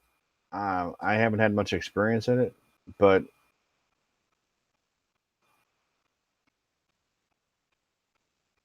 mainly because it didn't catch my I don't know how to put it. It didn't catch my attention as much as the SKR and the MKS new one. And I was hoping the MKS would have the pins I needed to just put back on the LEDs, and it didn't, unfortunately. Because I do like that feature on our printer. I mean, it's one of those weird things that it's just preference. It's no big deal. It doesn't affect its printability. It's just one of those things that, you know, are optional and personal. I'm back partially. Half of you is another room, or what? Kind of, sorta. I might just be picking my nose or be using Q-tips. Dude, that should be like on screen so we could get hits. That's like something we could use as gold, man. No, not yet. Ooh, did we hit the 50 subscriber goal? I'll check. I don't get to see that, so I'll check in a minute here. actually, I'm not really looking closely. I'll be honest, but This is a real big booger, man. It's taking me a minute to dig this beastie out. wow, that was a little more information than I wanted. But thanks. Would you like a Q-tip? Anyway.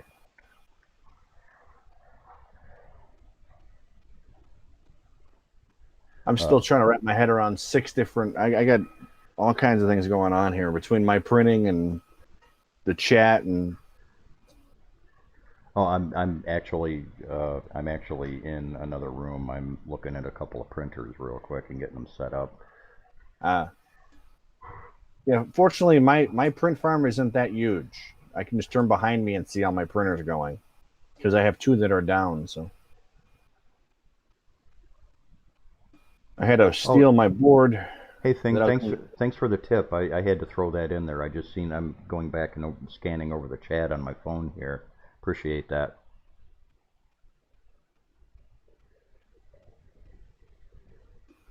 Yeah, yes, the SK boards have more than 4 drivers. Not all of them. You can't buy the E3. So the SKR 1.3 and up have 5. And I want to say the turbo has 6. If I'm not mistaken. Which you really don't need 6, but okay.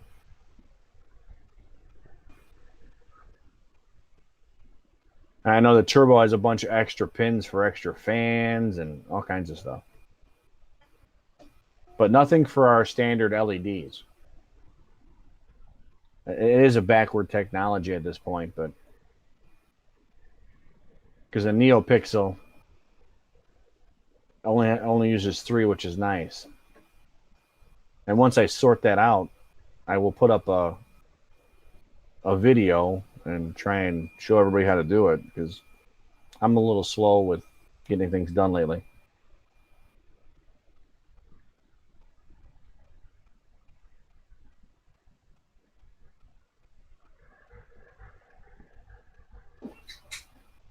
That's okay, man.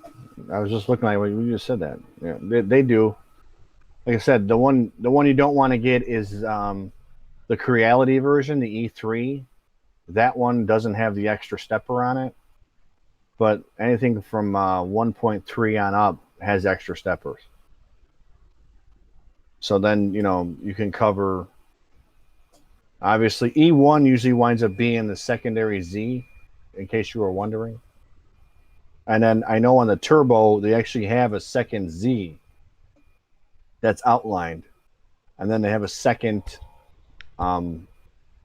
extruder. So you could do double Z and the extra extruder on a board if you ever wanted to do it. Frostbite, if you're running the stock Genius printer, you've got the newest firmware as released from the factory on it. They have never updated or upgraded their version of the firmware. It's version 1.19. It just has a lot of the features that the advanced firmware that I introduced enables missing. And the V1.4 or 1.5 on your TFT screen indicates the firmware version of the TFT or touchscreen. Yes. Not the Marlin. We've had that question before too. Okay, I got 1.4 on here. It's late. It's like, no, it's the screen. Don't worry about it. So it does throw people off because you're thinking it's going to tell you on the screen what it is, and it tells you what the screen version is, not what Marlin you have. Framer boy, if you're asking about the firmware from microstepping, if that's directed towards me, it's in the advanced firmware. If you're asking Taz with his current setup, I don't know. On my SKR and my MKS, yes, because I'm using Marlin 2.0.1, I want to say. I think. So yeah, I have it all set up in there. Okay, I think I'm done. Toddle, toddle, toddle.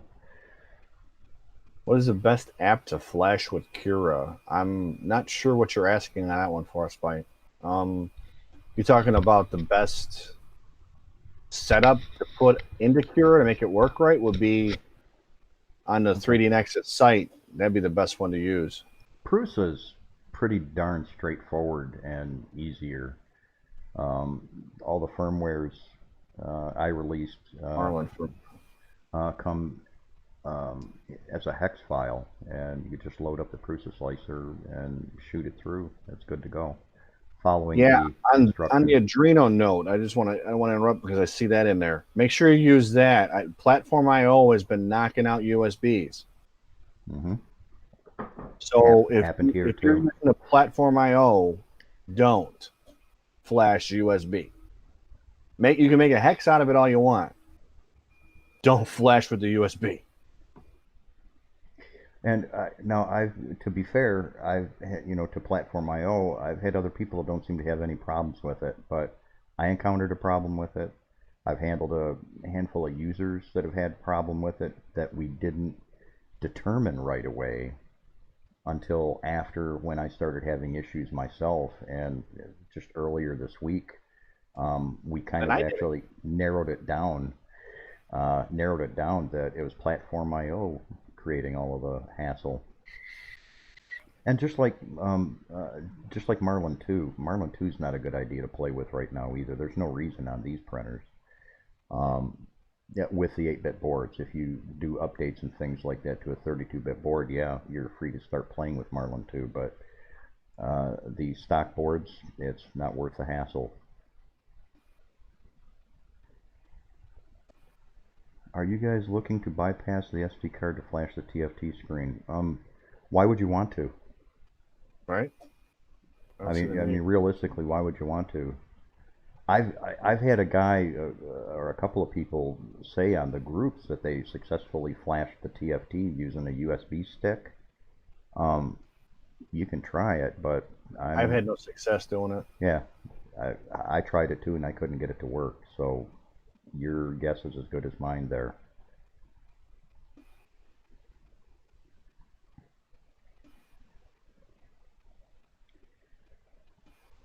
Yeah, don't use the USB-A port. Hey, Big Prince, thanks for the follow. That's my tip for that, because you can't communicate through the touchscreen, and that's what it's using.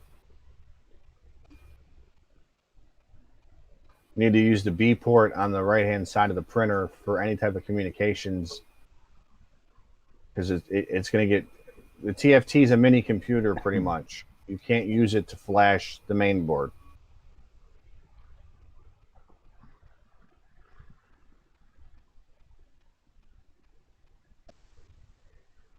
Well, I mean, for what, $3? There you go. There's your SD cards, every one you can think of, for like $3. Never have to worry again. DM Lee,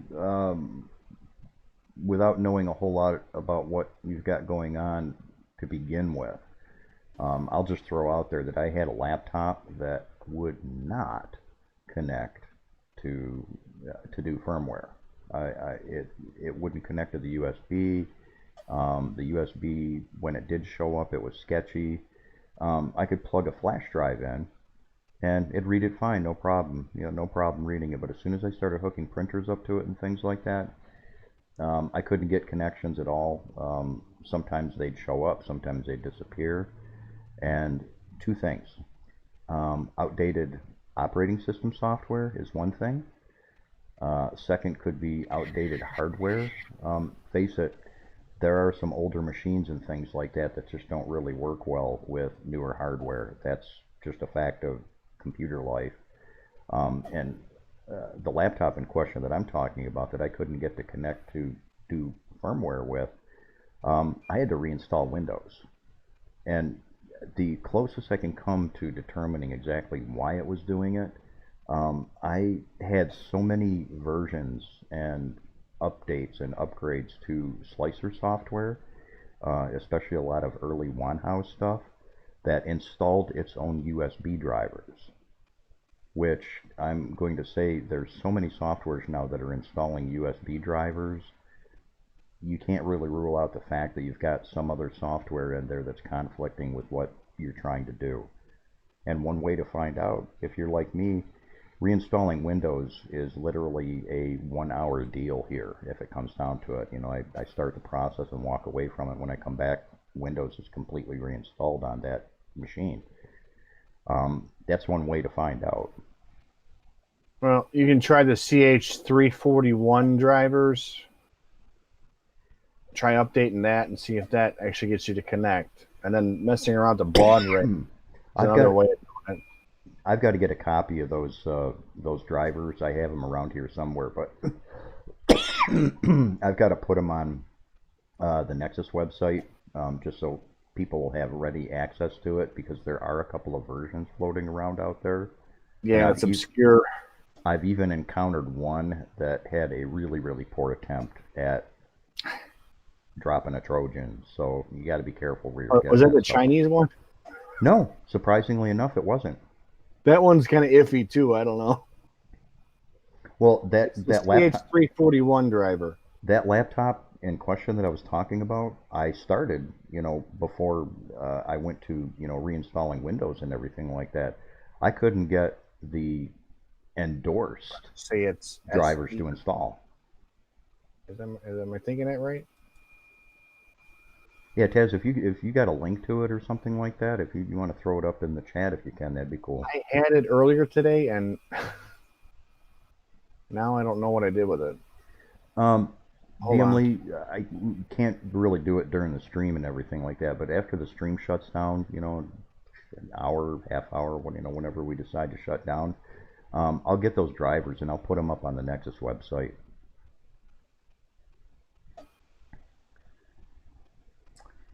See. Big prints. How can I pause a print at a certain layer height? You can kind of do it with processes in Simplify 3D. See if this works. This should be a link. If you're looking at, if you're wanting to pause at a layer height to do multi-color printing and things like that, Taz has been playing with that a lot, and that was one of the reasons he updated to the board, the board and the TFT that he did, is because natively the hardware and software configuration that the artilleries come with don't allow for the M600, if I remember just off the top of my head. It doesn't allow for the M600 command for pausing and swapping filaments.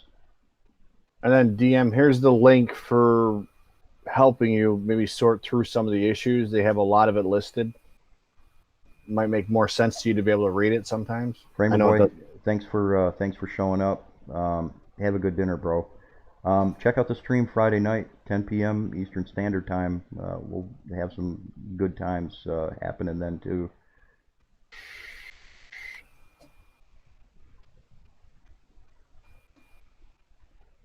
Oh yeah, that's one of the references I use when I'm trying to figure out what's going on. And then remember, anything open like Cura, Prusa Slicer, any of that stuff, a lot of times, if you get a bunch of those open, they're occupying the ports.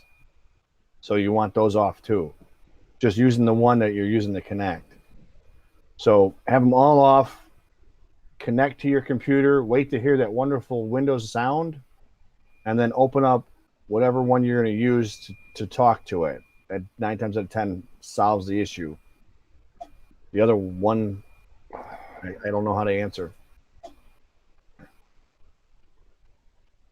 Because everyone's computer is a little bit different, so.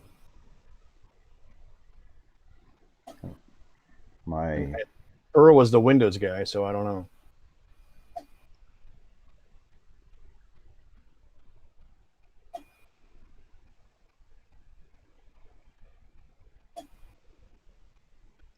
yeah, Now like I know I did it the other night.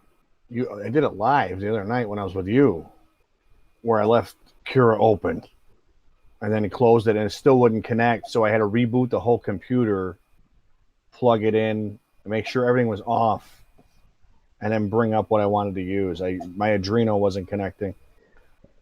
with this last update to Cura 4.6, I noticed something, and this is also true for Prusa Slicer, but not on the same level as what I seen Cura doing it.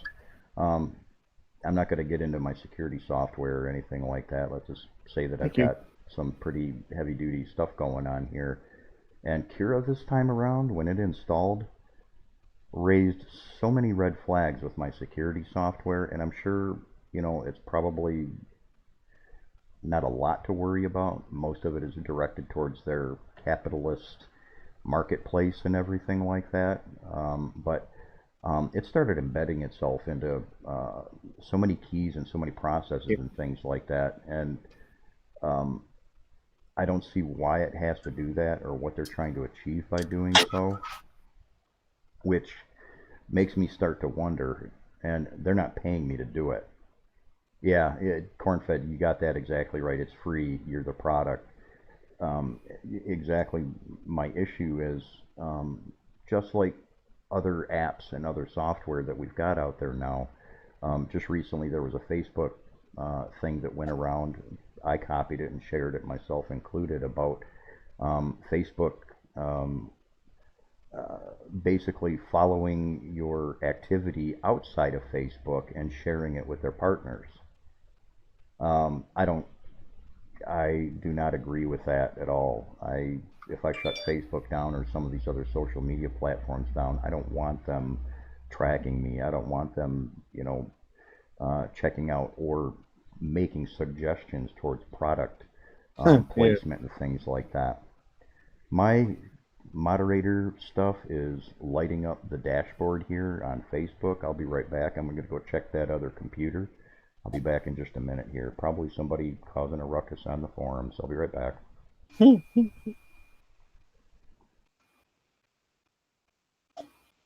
Causing a ruckus on the forums. Who would do that? Makes me look though. Yeah, I can still hear you.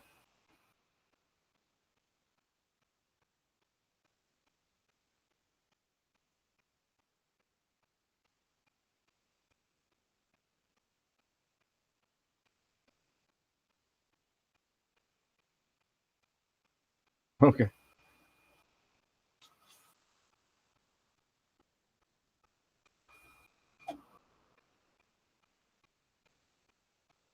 But yeah, that's why I waited with the 4.6. I know there's going to be about 6 or 7 issues that aren't going to be solved for another 2-3 weeks, if that, if we're lucky. So I'd stay with the 4.5.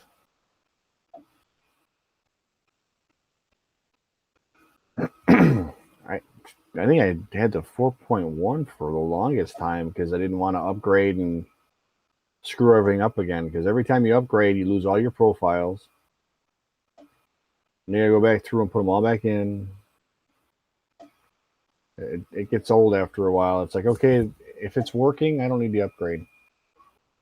I didn't see anything special in this edition of their upgrade, so I think it's more for their printers than it is anything else.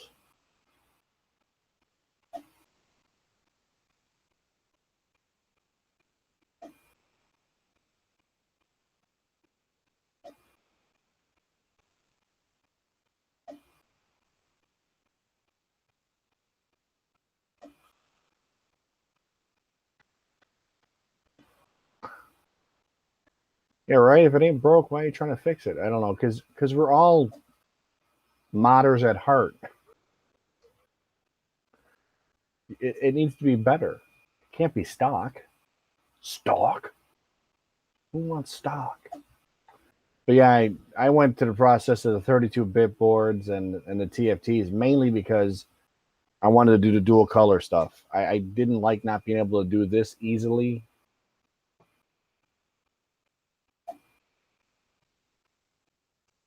And with the screen, you kind of can't, unfortunately. Because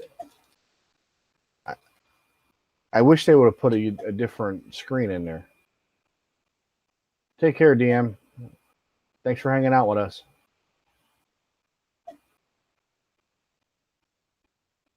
I don't think upgrading the hot end is really worth it in the way of, if you mean replacing it completely.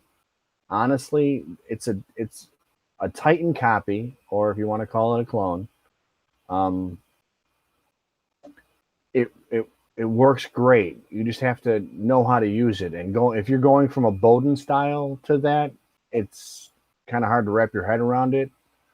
Other than that, I don't see a problem with how it works. I like the way it's integrated into the actual case for your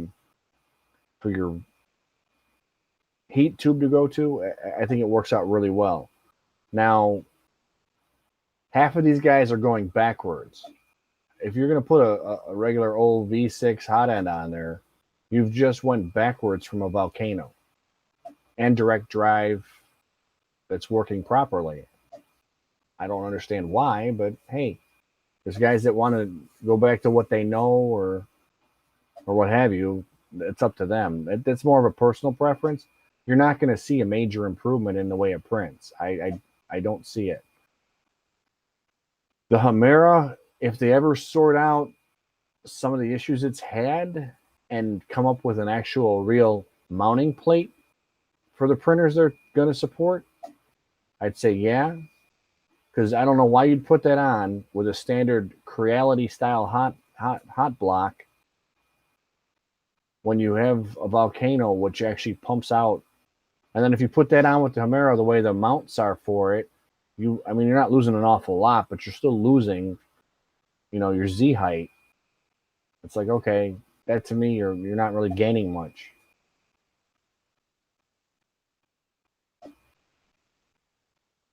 Heart fan shroud. That'll make a difference, yeah.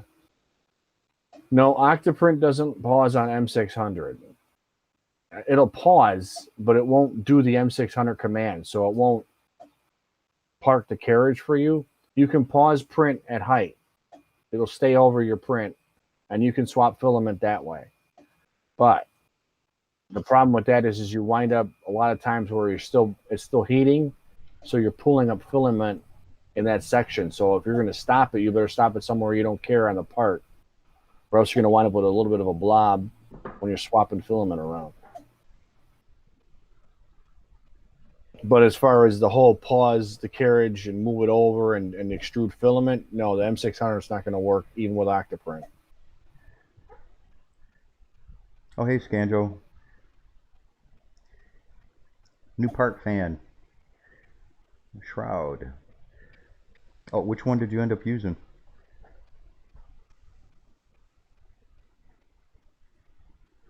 You can knock it down to a 2 and slow your print down. That's probably your best way to be more precise and better quality. Try not to rush. So if you're running around, 50, 60, you're probably right about where the quality is going to be great. When you start bumping it up is when you're going to find problems. You can get awesome quality with a 04. It's when you really get into doing miniatures, and I'm talking 25 millimeter miniatures that you should consider. You should consider dropping the nozzle size down. Case point, let me show this. I know I've showed them on streams before.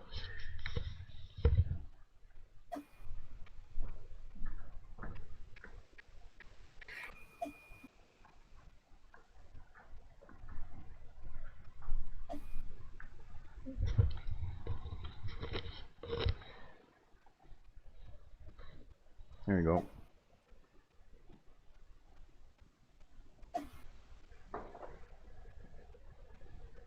I'm not a big fan of TH3D stuff. I'm gonna tell you right now. And that easy able, I don't know. I'm not a big fan of it.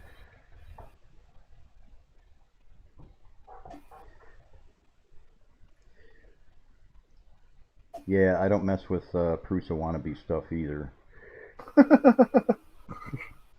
I wasn't going there, but okay. You guys know me. You know my razor sharp wit on the forums and the groups and things like that. I have no problem going places other people don't care Oh, to. I'm not a big fan of Tim's stuff. I'll be honest. We'll just leave it at there so somebody doesn't claim we're doxing anybody. Well, and I'll be honest because I used his firmware on one of my enders and I had nothing but problems. I mean, it didn't function right. He Then I does went back to stock and did it my way, and it was fine. he does his own thing, and yeah, just not a fan. Cornfed, I use all my default profiles, the same ones that I gave to you guys. I just swap the nozzle out and adjust the layers. That's all I do, nothing more.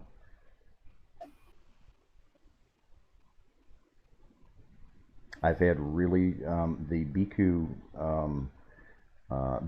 nozzles as shown on Amazon. That's listed in the article that I just posted a link, and I just put that article up the other day on the Nexus right there. Those BQ 025 or 020 nozzles, they're 025s actually. They work great. I've had nothing but good results with them.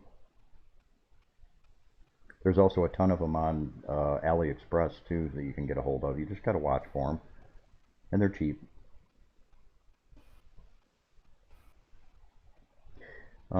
Let's see real quick, just to reiterate for new people that are showing up. There's especially a lot more people on YouTube right now. One of the things we mentioned in the part of the topic of the daily dose today was the pre-release visual of the new firmware update. It's an optional GUI update that you can use with the Marlin Advanced firmware. Let me show you a picture of that real quick. We posted the link for you. Yeah, there it is right there. I'm going to tell everybody, I'm going to bring this up one more time. My son gave me the idea for it, and it wasn't until I turned the lights off. I run the default blue LED on the printers when I leave the office or leave the lab, shut the lights off and everything like that. I came back in, and when I looked at the GUI and the blue LED, it was just something out of Aliens, something Tronish, whatever, and it just looked awesome. And I Skyped my son. He's 10 years old. I Skyped my son and I said, dude, I'm going to put him on R&D. He's going to be the head of the meetings and things like that for some of the additional ideas that I got, because it just looks sweet. It looks great in regular lighting and everything like that. It looks awesome. But man, when you turn the lights off and everything like that, it kind of brings out the gamer in me, I guess, if you will. And that's also kind of a little bit of the inspiration for the font that's used on it too. So, Well, it's kind of like one of those see-through tablets you see in sci-fi. yeah, That's what I get from it. yeah. Another user mentioned that it's kind of Star Trekky, and yeah. Um, Relating to this topic and everything like that, this is a pre-release visual. I'm formally pre-releasing it to followers and watchers of the stream on Friday. That's this Friday, the 24th at 10 p.m. Eastern Standard Time. On Twitch, if you're a follower on Twitch, the system gives you perks for watching following the stream and things like that, and those perks translate into a digital currency that Twitch uses, which will allow you to unlock the link to download and use and update the GUI ahead of everybody. The actual formal release that is going to be available to everybody is the next Friday, which will be the 1st of next month, I believe. That's when it's being released. Friday night, too, you guys will get a first visual on another GUI option that is right at this point codenamed Skittles. No functionality. These are just graphical user interface options, you know, just to give you a different look to, you know, It's make just pretty pictures. Yeah, pretty pictures. The easy way of saying it. Sorry. Yeah, Doesn't sound as cool. I know. I'm bad. Taste the rainbow, Tricky. Yeah, it's the Skittles. Friday, I'm gonna wait. I'm gonna save it for Friday, but I'll explain the inspiration for the name Skittles. It indirectly, on a very low level, relates to a few people complaining that they like the default flat pastel-y colors that the standard TFT firmware gives you. I've cringed whenever I looked at them, and been this whole time, only because earlier in my career in Hawaii, when I was working with Microsoft, I was involved kind of in the background with development of Windows 8 and the new Metro, or then the new Metro styling of menus and things like that. And all of that just made me nauseous. So firing up a printer in 2020 with a Metro style GUI just... And you have a full color display. Why aren't we using it? Exactly. So yeah, all of these GUIs that I'm coming out with are basically a reflection of my distaste for flat and boring. Skittles changes that a little bit. I'm going to leave it at that.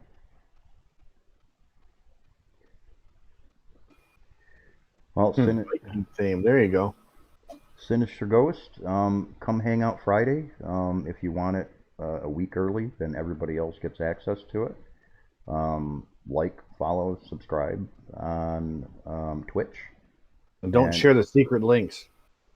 Oh, believe me, I'm gonna be all over people. I'll be watching for it, because part of the as I post 3 or 4. No, I'm just kidding. Yeah, part of the terms of the pre-release is if you redistribute it and everything like that, you're not gonna enjoy me showing up on your doorstep.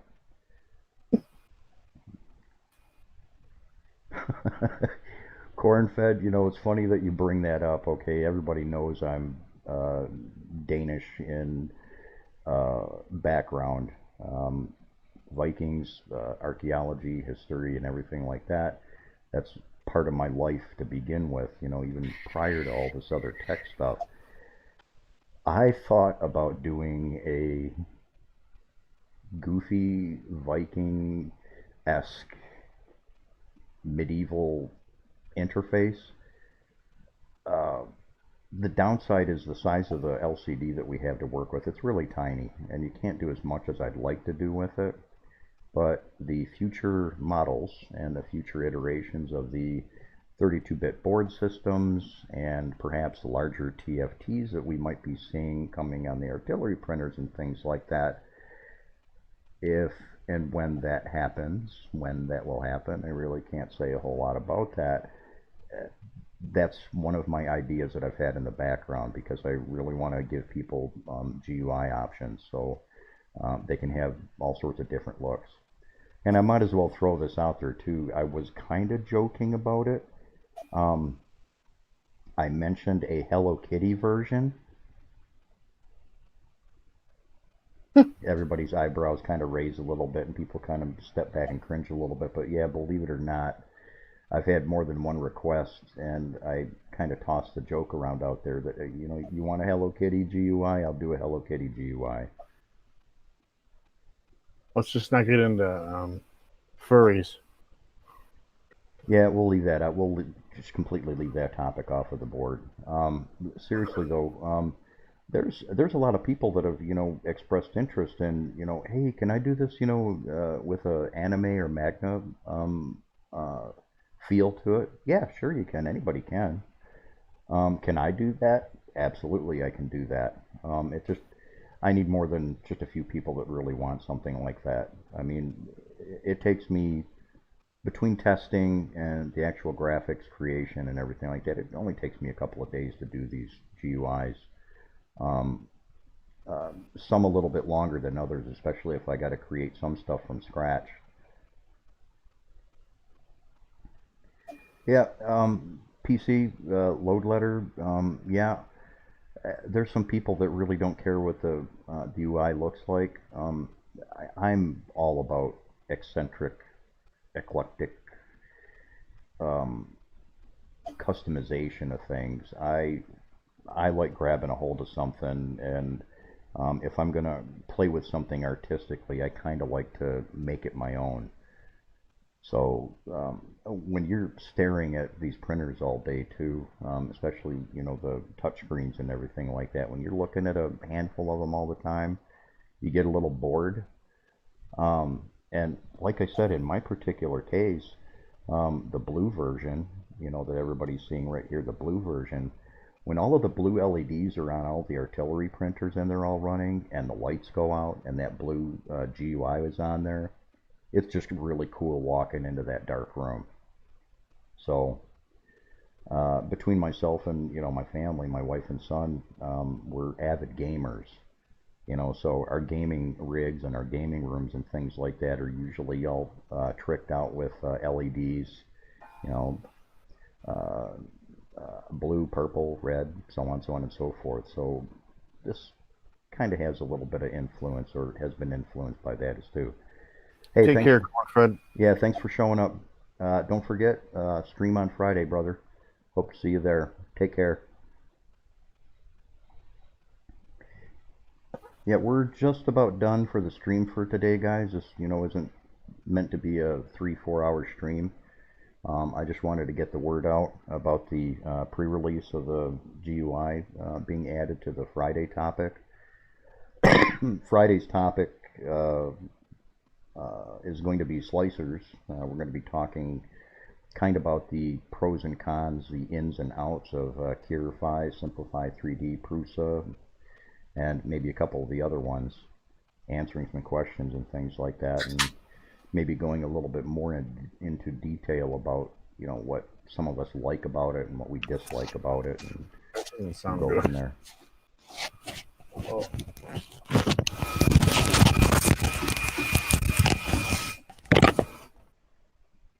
Well, Taz has a printer that's calling him.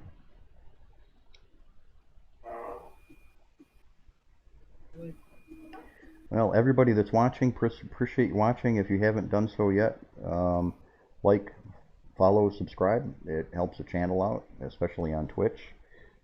This is all geared towards opening up VIP and perk items, projects, contests, giveaways, so on and so forth.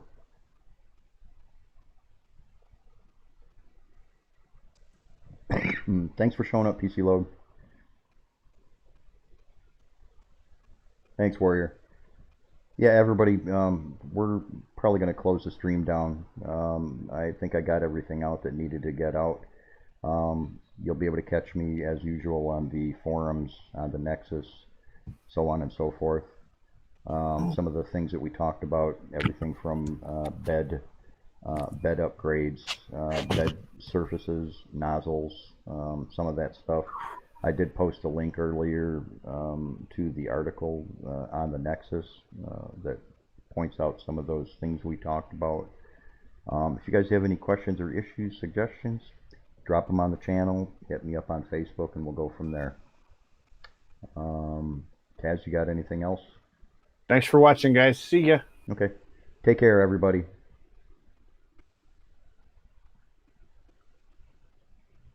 Yeah, we'll give it a quick 30, 90 second for everybody to say goodnight. I don't like to leave anybody hanging or make them feel like we're not paying attention to them. Right. But everybody, thanks for showing up.